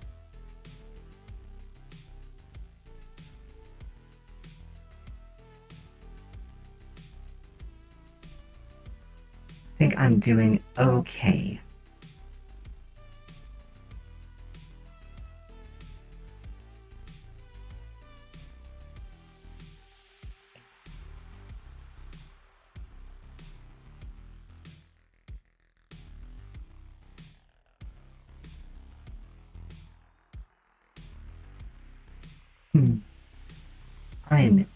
I will always be your friend, no matter what happens. We're on this road together. Like, this piece of art would not have gotten done today if it were not for all of you. And even though I know I came in with like a full sketch, I actually did do all of this today. I did that because I felt like watching me try and do the design sketch wouldn't be very fun. I may do like a very light just chatting stream at some point where I do design sketches, but that's a future thing. That's a much future thing.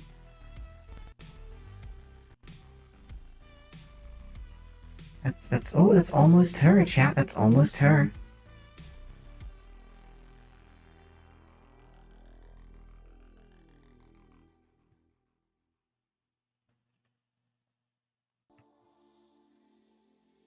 Okay.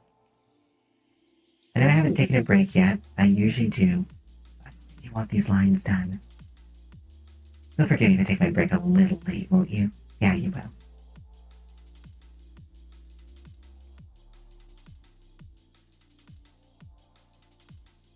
So yeah. There's at some point. Right now, I think I'm just happy to have you guys around and be doing this. And not to go back and reiterate a point so much, I think that's what everyone is really trying to find how can I do things and be happy with my existence?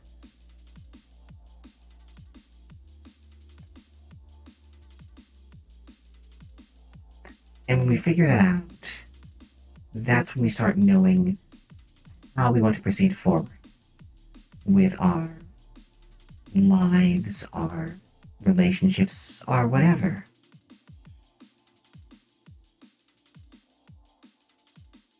We're all just looking for the other people out there for whom being happy is the same thing as us being happy.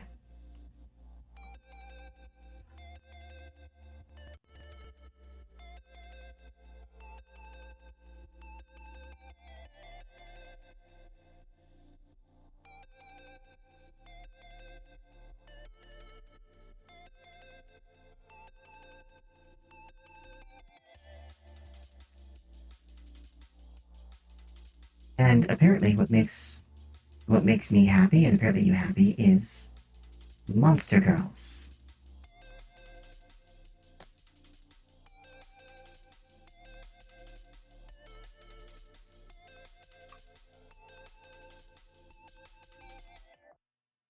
Tell me you'd turn her down, though.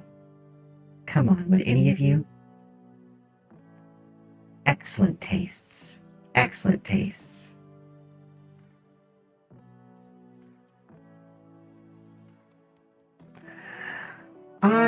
I mean, I guess in a way she is. Like, this is a rendition, a construction of. Oh, I didn't quite catch. Right, because I always leave the eye for last. This is a rendition, or a construction of the Arctic rays from Subnautica below zero. Or literally, she's inspired strongly from it. I'm not sure where the boundary between fan art, and original design rests. You know, I actually don't know. It's very hard for me to be sure.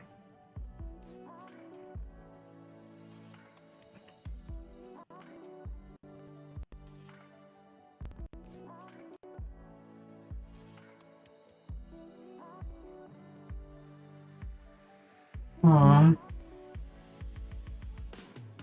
I feel like she has strong mom energy. What do you think? What do you think?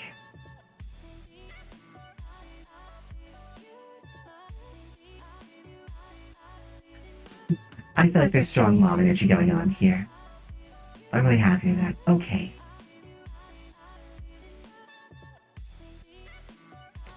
Okay. So, here's what I'm gonna do. It's break time for me. It's break time. I will be back. I will be back in just a few minutes.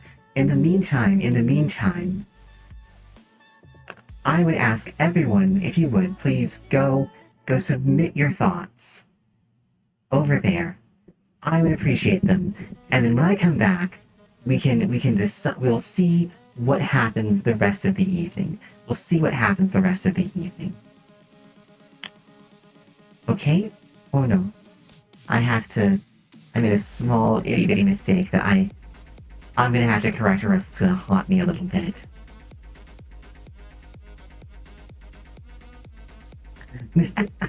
I made sure there's no third option just for you.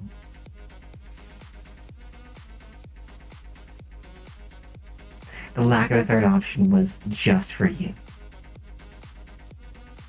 Because I know how much you were looking forward to my being just a tiny bit mean to you in particular.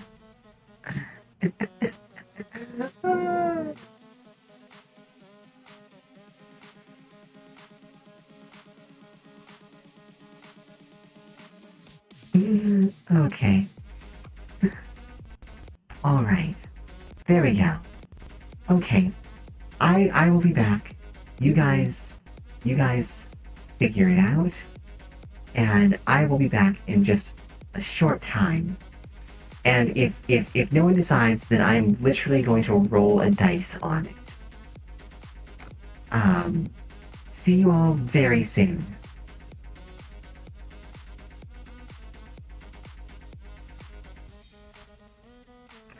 Okay. See you all soon.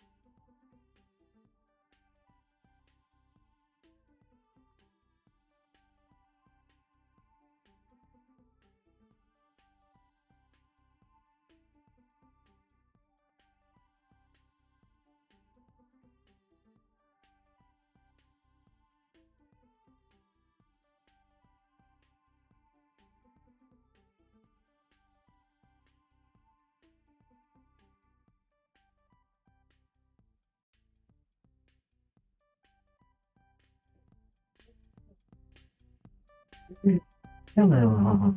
We're back. We're back. Let's see. Did did anyone put in a request? No one has touched the ball. Okay then. Okay, hang on. Here's what we're gonna do. Here's what we're gonna do. Here's what we're gonna do.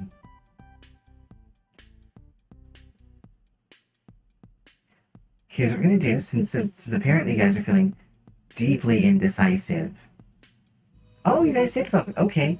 Let me let me try again.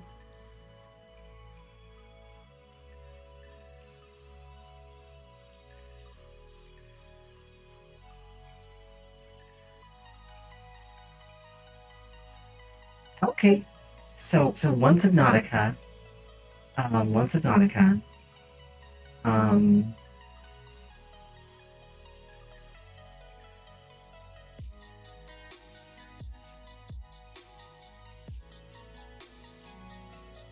that's very odd. That's very, very odd. 'Cause I have nothing.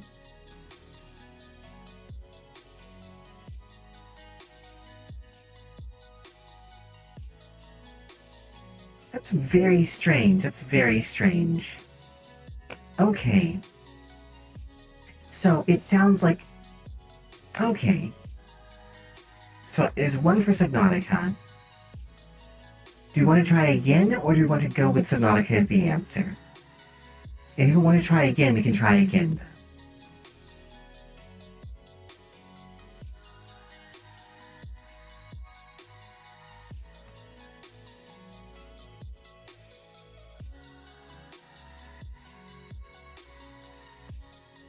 Yeah, I'd like to bring up this.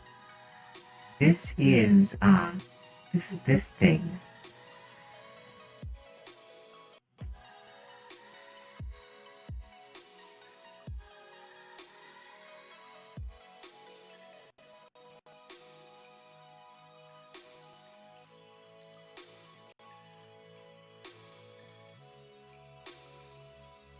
I can't get to invert.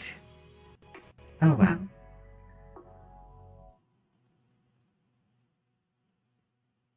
Okay. You tap it while being confused. Interesting. Interesting. Yeah. Okay. All right. So we will put aside this for tonight. I'll color this. I think I'll color this next week. Is what I will do, and we'll slowly work our way through the bestiary. Until I feel like I have a good enough grounding for what I'm doing with Ido to start like, or possibly for the other project to start doing more of that. Um, doesn't she look lovely? Like, they're big too. Think of the hugs she'd give. She'd give great hugs. Okay. Alright. So for the last little bit, for the last little while, we'll go on an adventure. Uh, if if Sunnier left, they'll be disappointed. Unfortunately so. But here we go, right? And we'll have a discussion while we do. We have discussions while we do. I don't know. I guess the discussion I want to bring up with you is you guys are all savvy in things. Do I...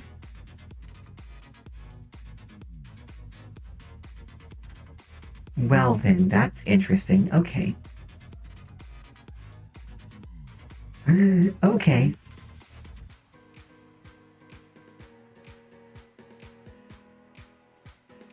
Do I... With this, like, do I color it like normal? Or do I, like, play around with the colors, maybe? Or does this count as fan art? I don't know. I don't know. Cause like it's not exactly art of the creature. Like does would a manta ray Yeah, okay. Okay. I wasn't sure if Monster Girls are like a derivative or a derivative original work.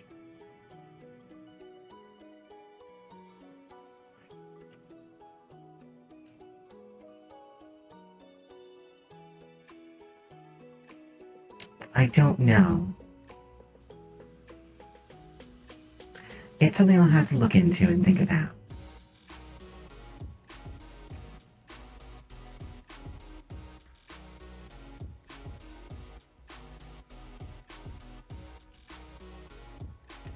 What I might do, what I might start to do in a minute is see about um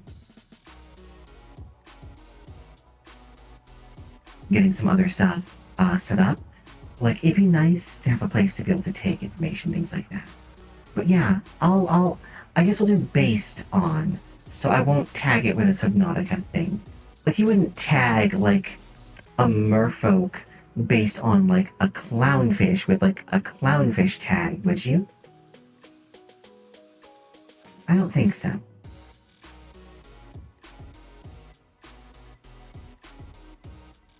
I do like her though. Large underwater cyclopsian woman.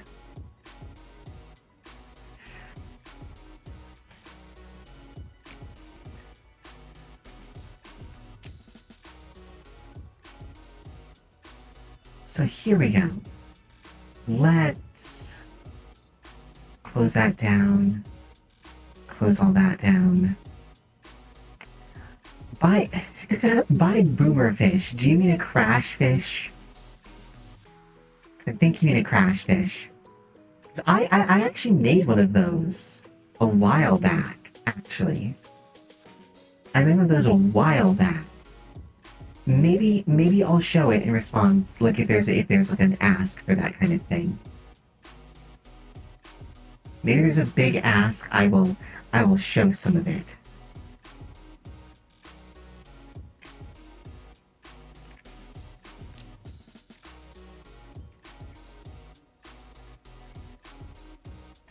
I guess I need to redo my tags. Hang on, everyone, hang on.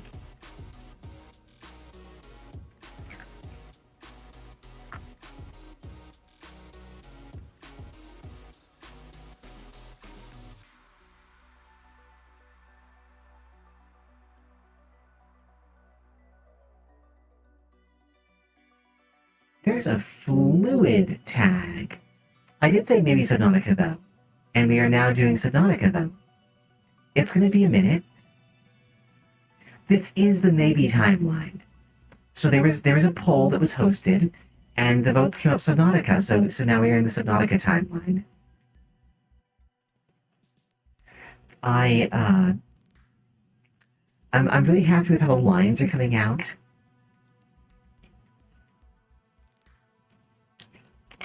You know what I would be into? Well, there was one art and two Subnauticas, so I don't know who voted which way. I don't get to see who voted which way. Um,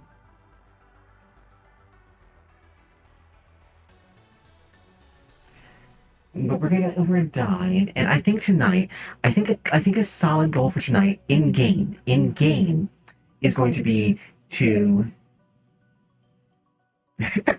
exactly one of the two options, right? Is to get the rebreather up and built. To get it built, um, I want to find a decent sea truck component, and I want to find the giant oxygen tank, and I want to try and find the prawn suit.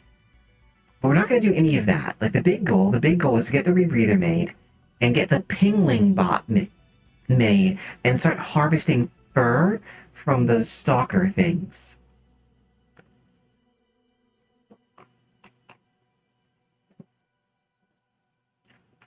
So I want the warm weather suit. I want the warm weather suit because I want to go to that grove again where I died to a stalker. I like how you can't actually like use a knife on them. Like I feel like you should be able to use a knife on them not to kill them, but to like get them to shoo away, right? You'd back away if someone cut you a bit with a knife, wouldn't you?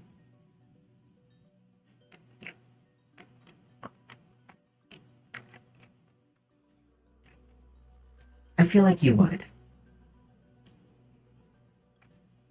Oh, so that is actually an option. That's fun to know. I'm looking forward to that option.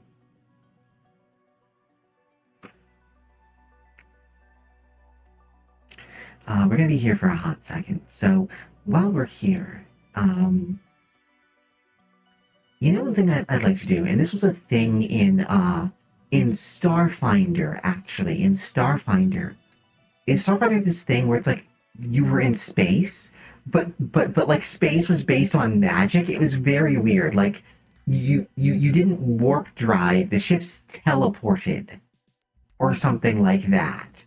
It was very strange, and I kind of like that.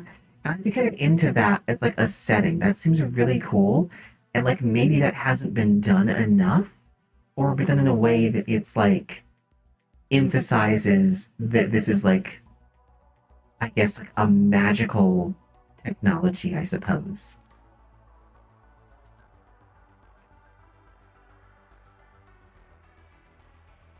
Do you think that little thing was made with live 2D? I think it might have been. Or I guess since this is running on Unity, it could be done with the Unity animation editor. All I know is those things are a bastard and a half to try and figure out a nice monster thing for. It's because their jaw points like straight up into the air. Like that's a problem. That's like a real issue. It makes it very hard to translate that into a head that someone would want to kiss. And by someone I mean humans, since you guys are my target demographic.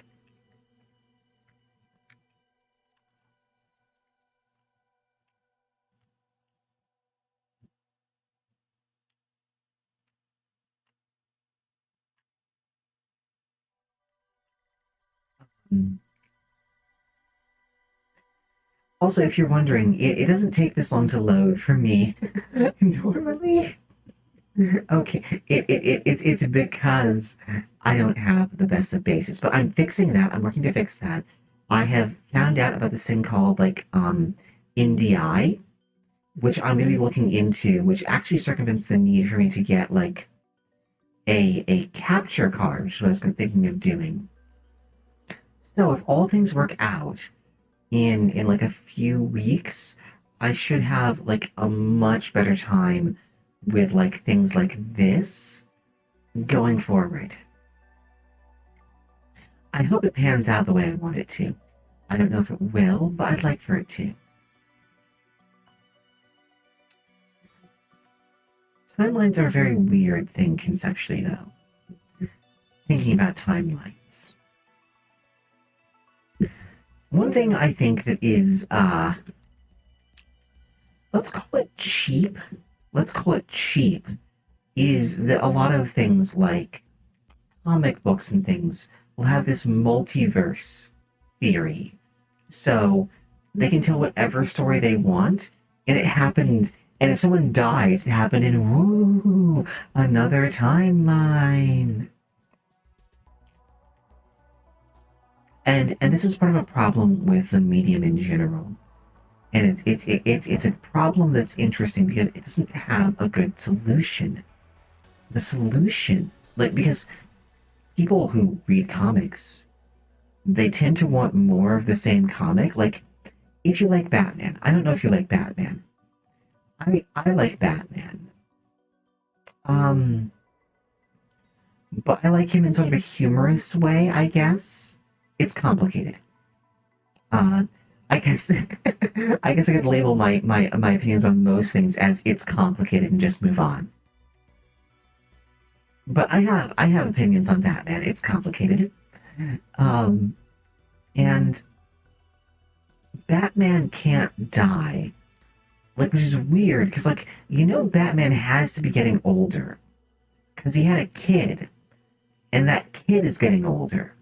But Batman doesn't have any measurable physiological or social differences or even ideological differences from his growing older than he used to. This is that thing about Batman not wearing a spacesuit in space. But the thing is, that's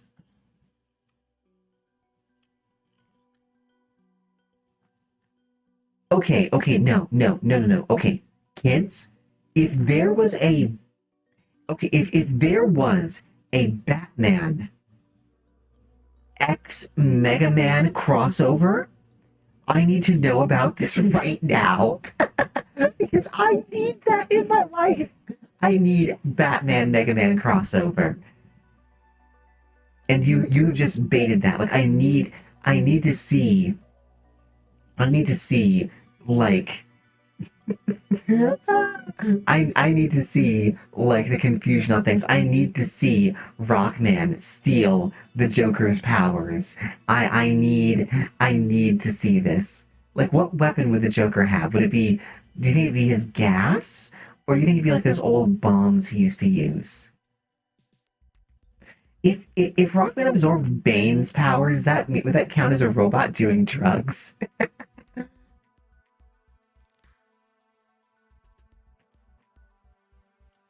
I mean,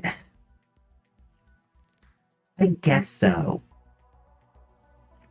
The the only thing I genuinely like about Batman, and I think is frequently like misunderstood, even sometimes by the creators of Batman, is that Batman and the Joker aren't opposites. I don't. Batman and the Joker aren't opposites. They're the same person. Because the Joker equally refuses to kill Batman. The difference is that the Joker doesn't have the pretext that he isn't harming society. Batman operates under that pretext. When, like, honestly, if you're a multi-billionaire, the amount of, like, improvement, like, you realize that you don't have to let Gotham remain this poverty-stricken slum, crime-ridden slum, right? Exactly, yes. The Joker doesn't pretend not to kill people. Batman does. It's a horrifying thought that the Joker is more morally honest and less morally bankrupt than Batman, isn't it? Which just goes to show moral honesty. Moral honesty is not the same thing as being a good person. I promise you guys, the game has not crashed. The game has not crashed. This is normal. This is normal. I actually usually just like I usually like take some time to get this rolling long before I start up. So we'll have to see how this goes. Um I suppose I could go offline ever so briefly, but I don't want to. That would mean leaving you. I don't really want to leave you. I've been enjoying our time together. Oh, there goes another jump forwards. Okay. Um, so yeah, Snowflake, you're gonna have to tell me about this Batman Mega Man crossover. I need to learn more about that.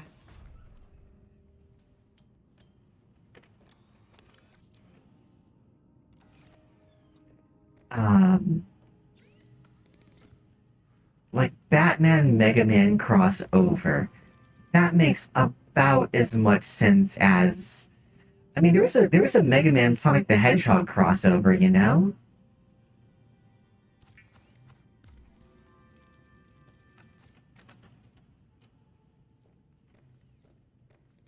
Like there actually was. I'm not familiar with it.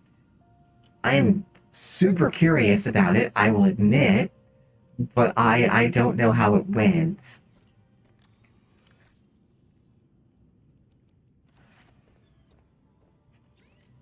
But like that, I suppose. Like, what do you think they were thinking? Like, they're both blue. Because I can't think of anything else they have in common. How do I build that?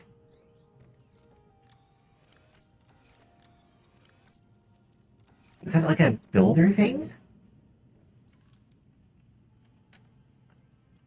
Oh, so it is. I need a Snow Fox hover pad. Okay. Okay.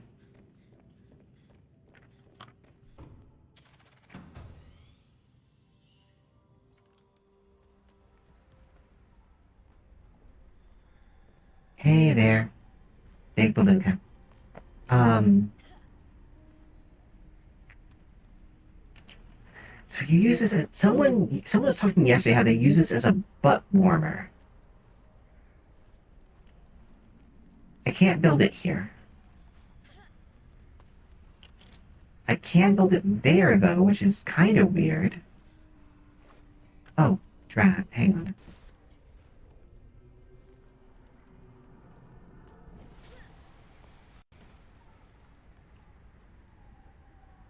I just not build it next to me? Do I have to build it in the what? What?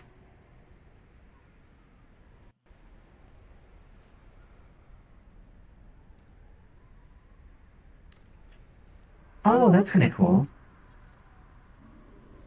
Okay. I need magnetite. I still don't know. So we're gonna have to try and find some magnetite. Unless I just get given it by the sea monkeys. That would be awesome. Do we have any more penguins, chat?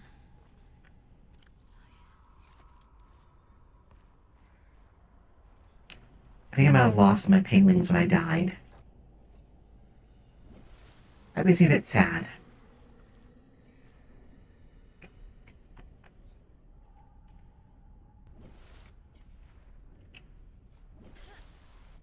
Okay, you know what? You know what? Never mind that.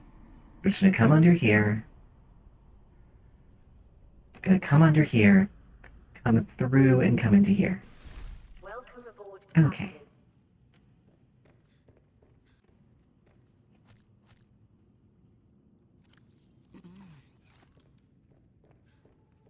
Um, the snowbox is a built-in heater. That's pretty cool. Um, am I actually out of titanium? That's kind of nutty.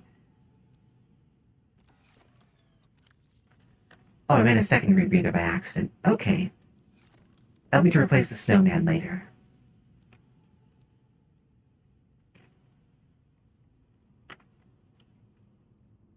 So more silver, a silicon rubber.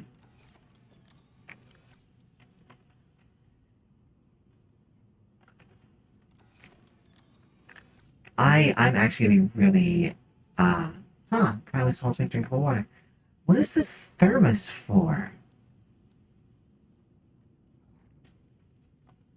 Like do I is there like a thing to make like a drink? Oh, okay. Frost phase plant and salt deposit. Okay. And a Pathfinder tool. Um,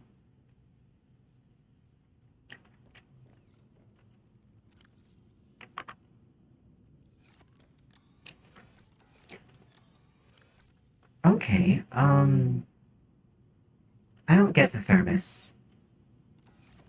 Maybe it's not for me to get. Maybe I'm imposing my own inclinations on it. Okay. So yeah, I need titanium, I need a wiring kit. I think they gave the wiring kit to more things, but like I still feel like I only need so much silver and so much more lead. Okay.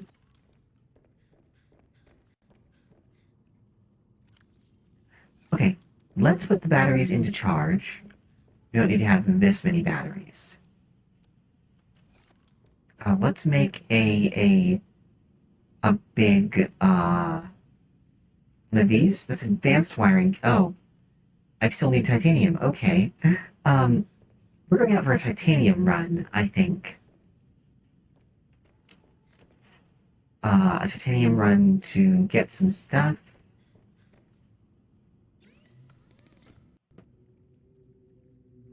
Oh, yeah, I still don't have a lot of stuff, unfortunately.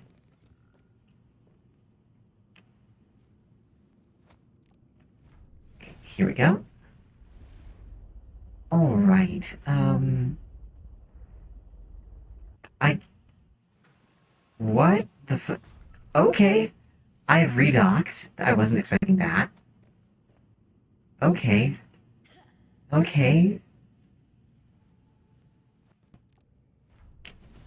Let's just fly down a little bit. Hey, that's what we just... That's what was getting drawn earlier. Um, why don't...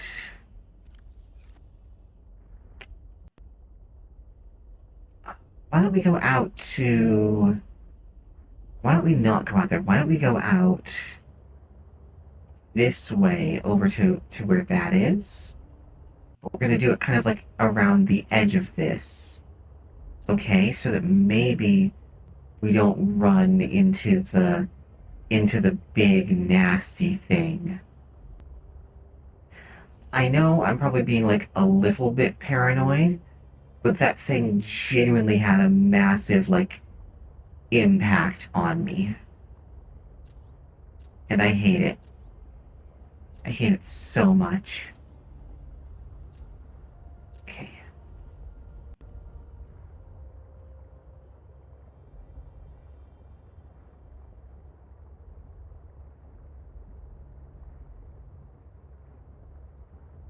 Um,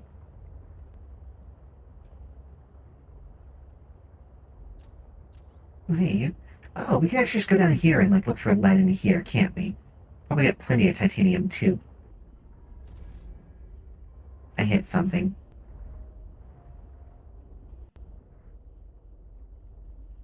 Okay. I don't need the alien distress call, do I? I went there, right? Yeah, I went there. Okay. Okay. Do, do, do. Oh, the report. Chat. We have a weapon again. Oh, we have a weapon again. Okay, it's it's time. It's time to start working on rebuilding my old missile launcher. Oh, I'm happy. We now have a method of fighting back. No, missile launcher. Rocks? Rocks are for people who can't figure out ways to lob explosives at their enemies. And I have figured out a way to lob explosives at my enemies.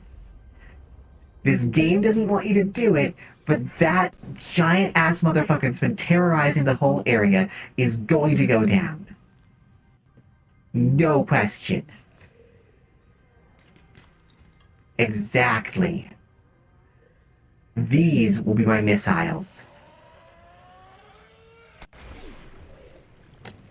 I need to make an aquarium.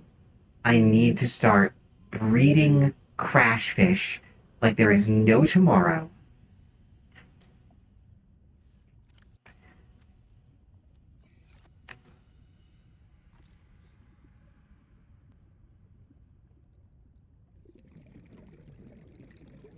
And then I take an inventory full of crash fish and the propulsion cannon 30 seconds of oxygen. out to go hunting. We're doing it. We're gonna do it. Not yet. We need the rest of the blueprints for it first. But, we are going to do that. I'm so sick of its existence. It will pay. I'm not. I'd like to think that I am not usually this violent, but I'm not sure that's actually accurate.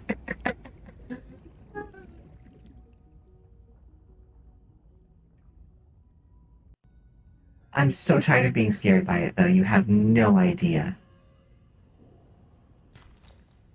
Having a hard time finding the lead ones, though.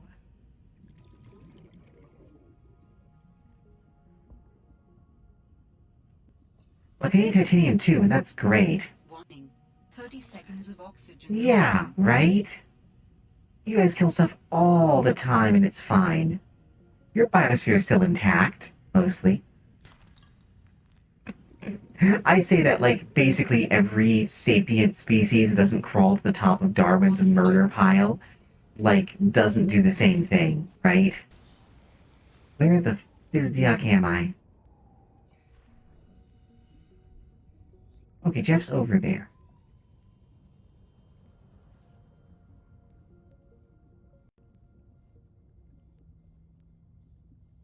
Is it?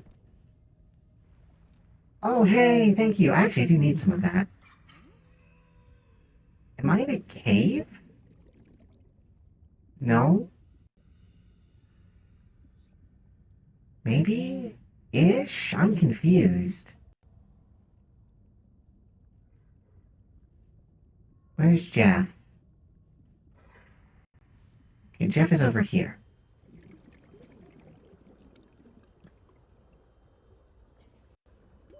Warning. 30 seconds of oxygen remaining. Wait, where is Jeff? There's Jeff.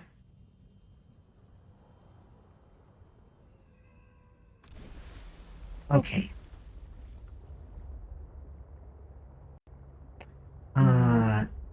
Yeah, we are going to breed crash fish. That is going to be our solution to that problem. Uh, you remember, if explosives fail you, then you have failed to resort to enough. Uh, it's one of those things that I think both interestingly applies and also can not apply. Ooh, stuff. Oh yeah, I came here before. I can get this stuff though.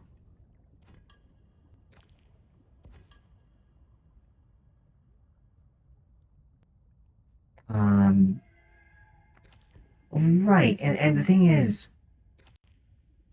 they can solve a lot of situations. I don't want to deny that they can. However, I think one of the issues with the idea of using explosives to solve problems is that it doesn't allow for a lot of, I guess, wiggle room. There's no gray areas with explosions as a problem solving tool. Either it's gone or or either it's gone or it's not gone. And thusly you have to kind of keep that in mind. But oh, were you trying to give me something? Oh hey, hi. Sure, yes, thank you. I wish I could pet them in response. Why can't I pet them? God, let's make a beautiful monster girl. Um, I'm not gonna lie. I like being in the water. I just don't do it a lot because it's kind of a hassle. But I like, we could probably check out what's under there right now and maybe pick up some lead if we're lucky. We have all the Yeah, you're just a roarer. You're fine.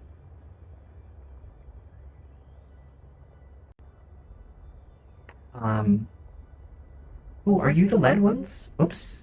I'm not a good driver. I think you're the lead ones. You're the silver ones. Okay. I think I think everything's lead ones until I go to check it and turns out it's not a lead one. Um, okay. Um, what was I on about? I don't remember.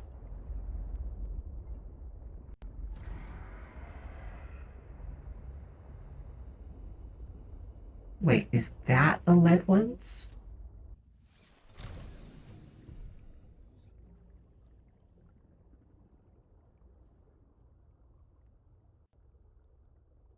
That's the silver ones. What hell, game? Okay. where is this target anyway? It's over there. Okay.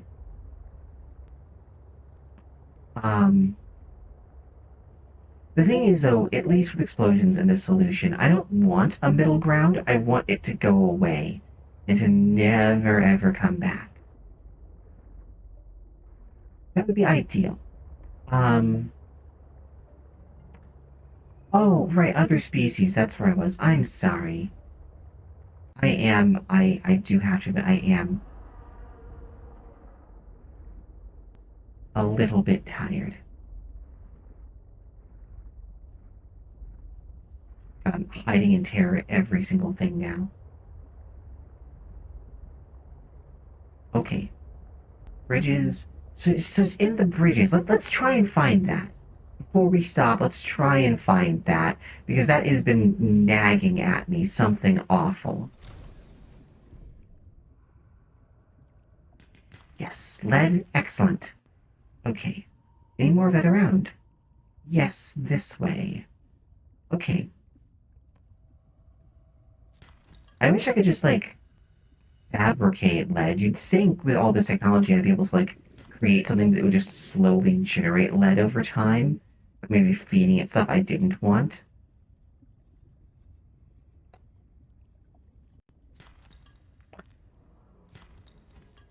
But they say, like, working to build stuff is, like, its own reward.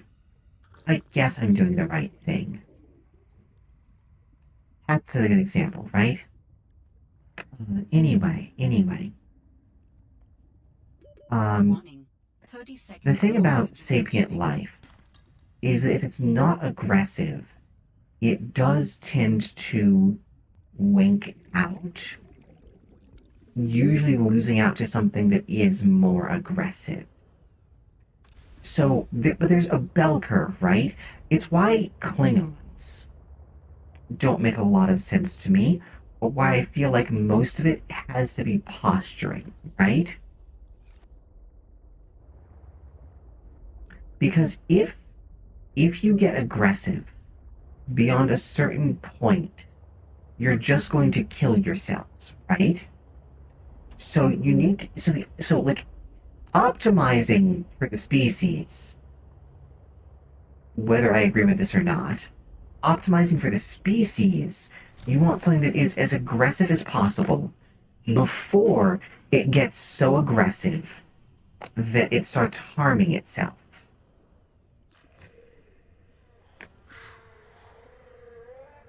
Or harming others of its own kind. That's like the ideal ratio because you have something that is attempting to outcompete everything else, but at the same time does not harm its own reproductive members. Um,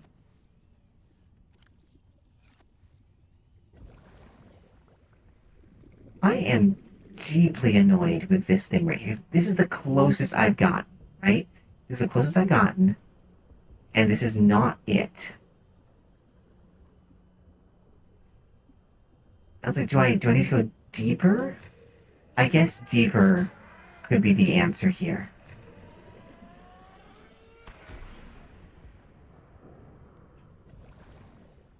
Um, so I think this is what we're doing tonight. We're gonna find that, and then we're going to then we're gonna go to bed. Yes, it may be, and I'm trying to look for that. If it's at a different route, it's a very well hidden route. Oh, okay, hang on. Could be in the twisty bridges still though, because we're at the right like height depth level. Um,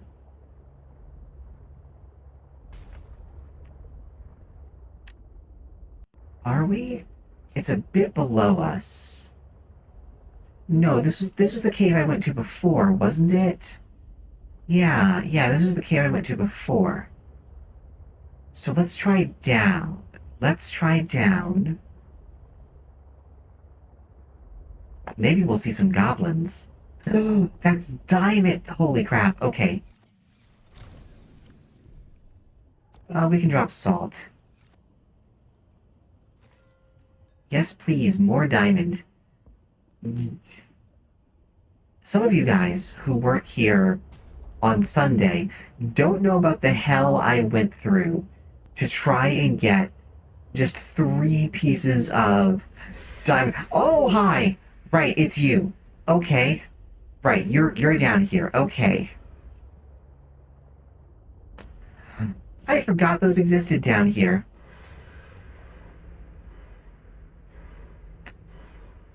I don't like them. Warning. Maximum depth reached. Hull damage imminent. I'm just gonna layer that briefly. Pick up a diamond.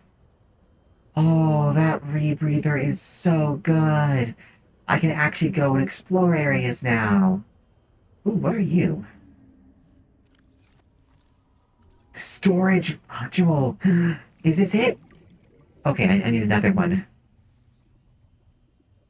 I can actually go exploring. I can actually see what's back here. Oh, this is a place.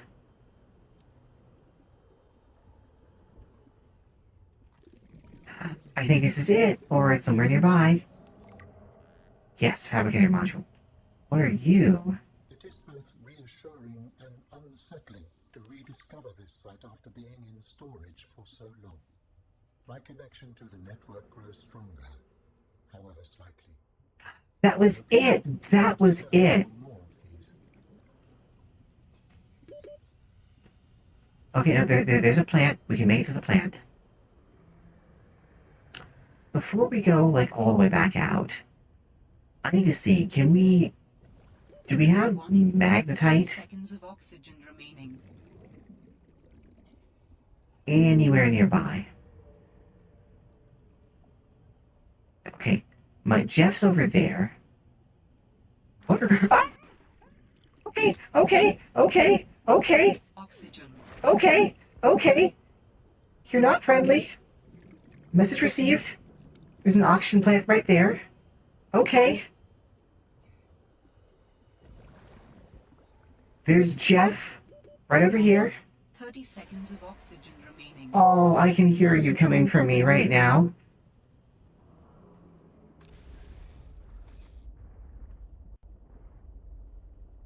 Okay.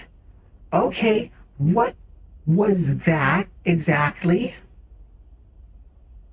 Oh, it's the spike trap.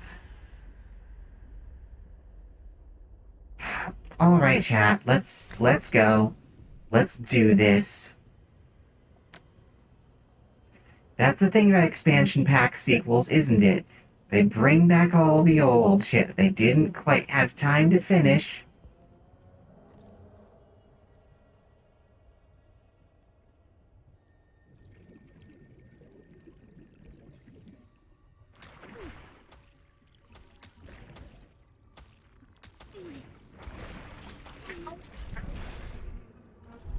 Ow. Ow.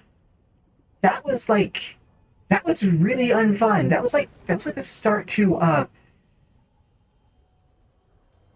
that was not fun. Okay, you're over there. Fabricator module, excellent. Okay, fabricator module, that's fine. I don't need fabricator modules. I need the other one that was there. Storage module, yes! Okay. It's a spare battery. I'll take a spare battery. Drop a salt for a battery. Warning. 30 seconds of oxygen remaining. Can we go deeper? What's deeper? Oh, I think this is a place I saw back in the, when I was exploring around the place I absolutely shouldn't have been. There's diamond everywhere here. We have to get the diamond. We have tons of silver. We can leave the silver. Warning. 30 seconds of oxygen Pick up remaining. diamond. Okay. Oh, that's a lot of diamond. Oh, he built so much enameled glass. Okay. I don't need that badly. Oxygen.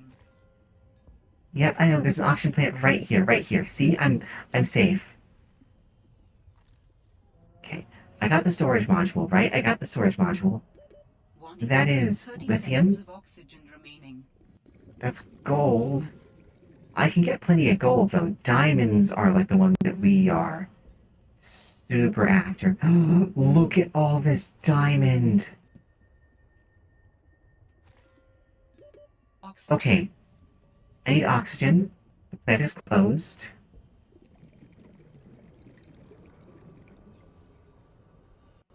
I maybe made a slight mistake. Okay, I'm right below Jeff, though. I'm right below Jeff.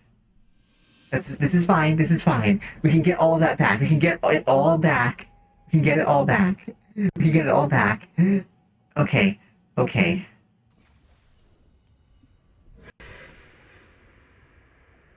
Okay. It's right below Jeff. It's right below Jeff somewhere.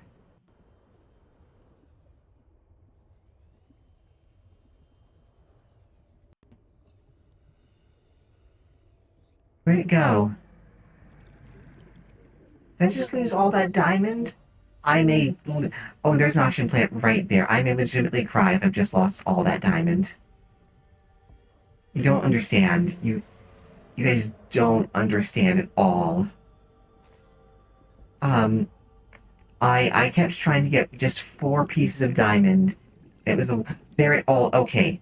Okay, here's what we gotta do. Warning. 30 seconds of oxygen Yeah. remaining. Fuck off. This is my diamond. You can't have it. Okay. Get the physiac out of here. Okay. Okay. Look, I've been optimistic this whole time. I can be a pessimist just ever so briefly. We're going back down. I have to know what's down here now. Other than those awful spike traps. Ah! God! God! God! Ugh! Why? Why all those always? Ugh. I have the fabricator, right? I have the fabricator. Fabricator and storage. Okay. Any chance of magnetite? Ooh, diamond. Inventory full. We can fix this. Drop the gold. Eat that. I might have to legitimately stop picking up diamonds, chat.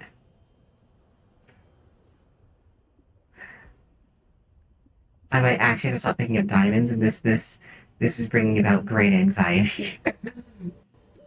Warning. 30 seconds of oxygen remaining. There's no magnetite down here, is there? Doesn't look like it. It doesn't look like it. We'll put around a little bit more, but I don't think we're gonna find me down here. Okay, that's a shame. I'd have liked for there to be magnetite down here, but now I know where to go to get triops. Oh, that's cute. That's cute. Now I know where to get diamond. And that's fun.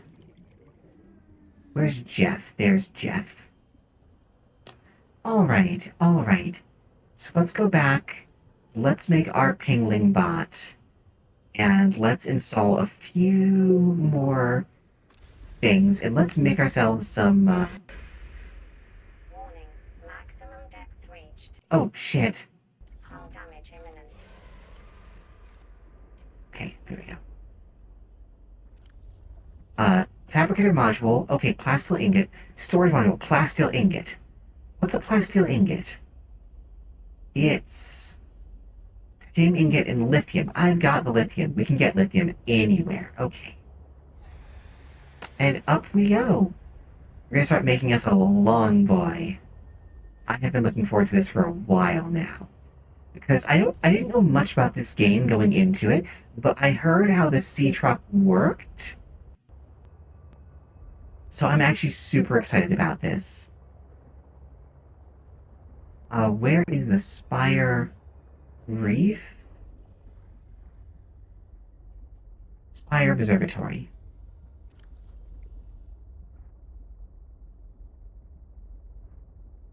I got that, right?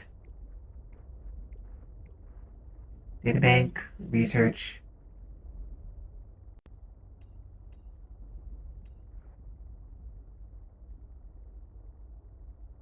Roger, I have something important to share. Okay. Another artifact. Yes, although You cannot know for sure what it is, but it is certainly a significant import. I know. Damn, rock with the attitude. Signal location uploaded to PDA.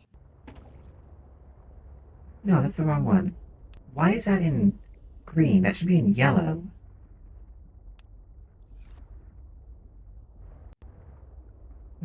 There it is. There's the Spire Observatory.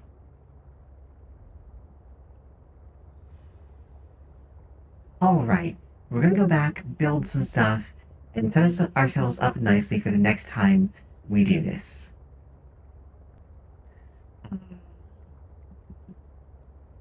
I'm actually super excited about where this might go.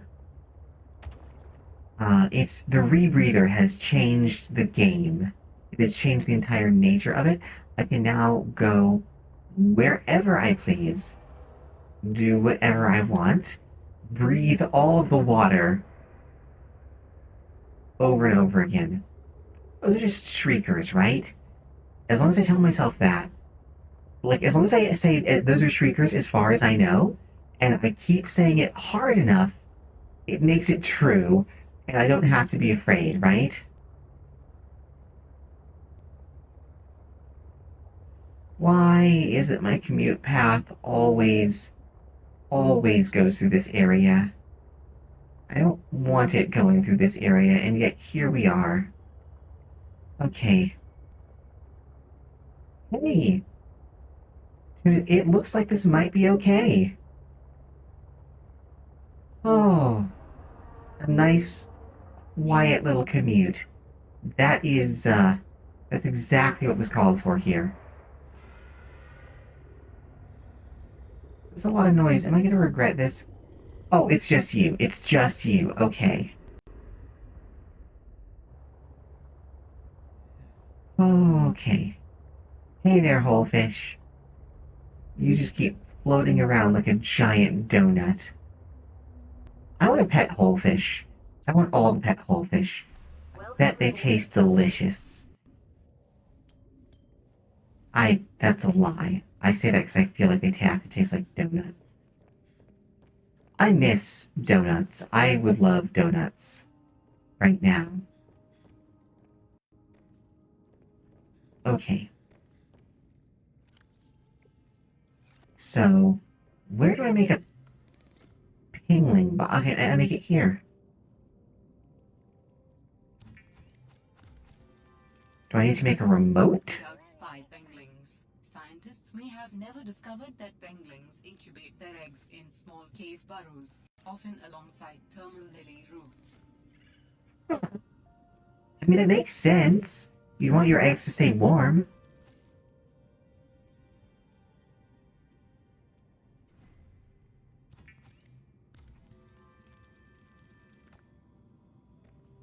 Alright, let me see if I can get it to... Aw, no thing? Okay. Sag. Okay. We need silver for wiring kits. Could you imagine playing this multiplayer chat? It would be ridiculous. I'd love it. There's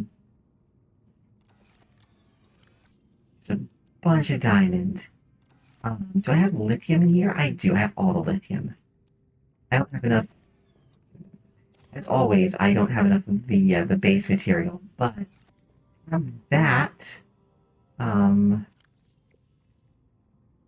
Okay. Unpin.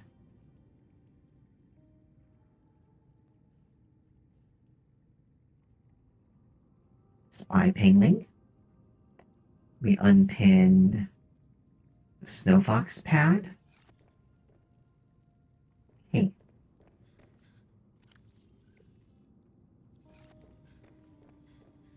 I can do that for tonight, right? I can no. We gotta keep that. That is our spire of DJ Khaled. Gotta keep that.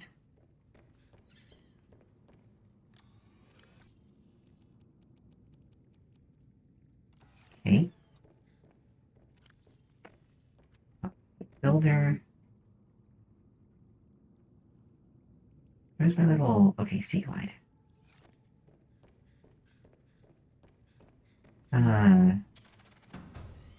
Here we go. Let's put out some more of these.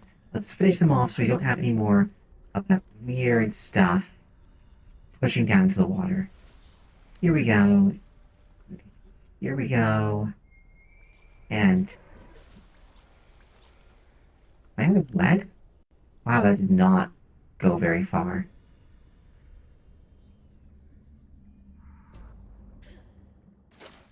Oh, trick shot.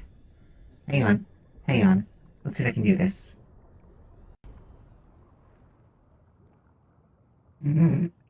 Excellent. Okay, I've made it. I've made it. This is awesome. It won't let me in this. Come on. Come on. Oh, okay, fine. Alright. Just gonna zoom out. Majestic.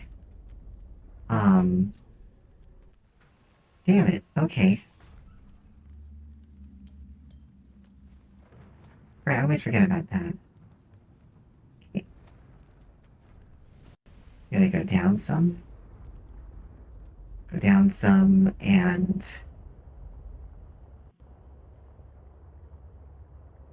any minerals or things out here? Some whole fish. Oh, hey! Another artifact out there. I think we'll worry about that next time, though. But I really, really want the first step of the long boy before I set this aside. Ah, here we are.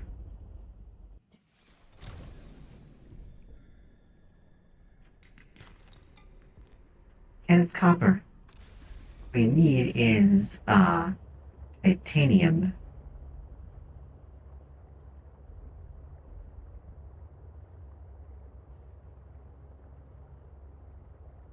I wonder where... This isn't off the map, is it?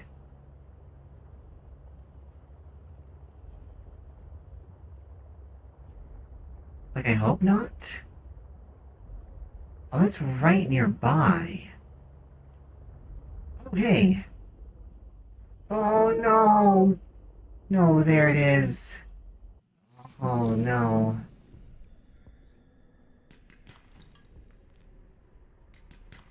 Oh, no.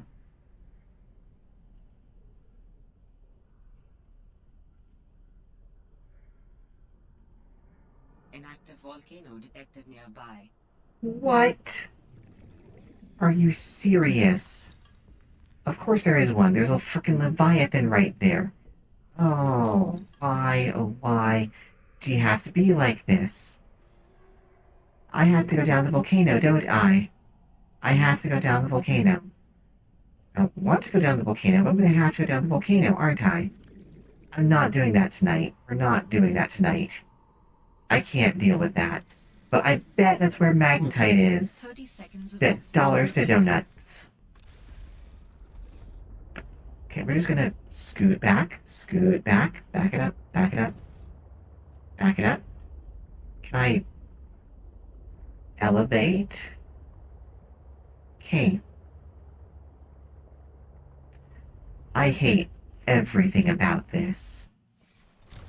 So goddamn much. Oh, I have that. That's enough to make an ingot. That's enough to make an ingot. We're good. We're good. We're good.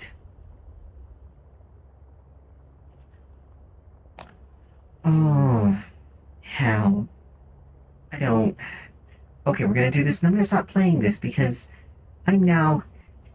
I now have horrible suspicions about what this game wants me to do, and I don't want to face a single one of it. So it's time to stop making progress. Let's have our one last hurrah. You and me. Let's do it. Oh, hey. There's our girl from earlier. Um...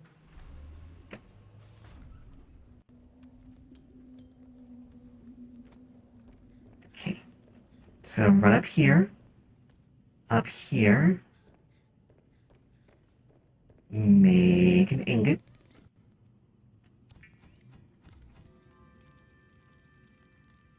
Make some more glass, because why wouldn't we make glass?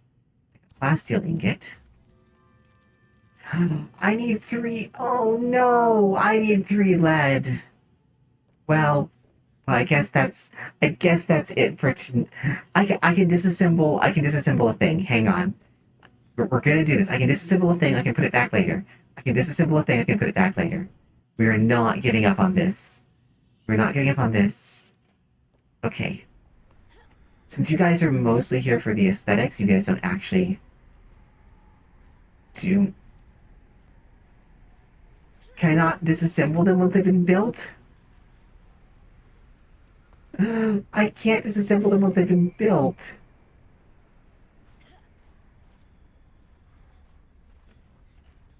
Curses. I've been foiled. It's 1 lead. Oh, I've been foiled. You know what? Okay. Good one, game. You got me this time. You got me this time. Nuts to that. Next time, we go on a lead hunt. We get like 20 million lead, and then we're gonna build all the things. Next time. It's been great. I've had a wonderful time. I hope you have too. And I will be back for sure on Sunday. And who knows when between then and now. Maybe nothing, maybe something. We'll see. Take care of yourselves out there. All my best to you, and I will see you next time. Goodbye, Earthlings.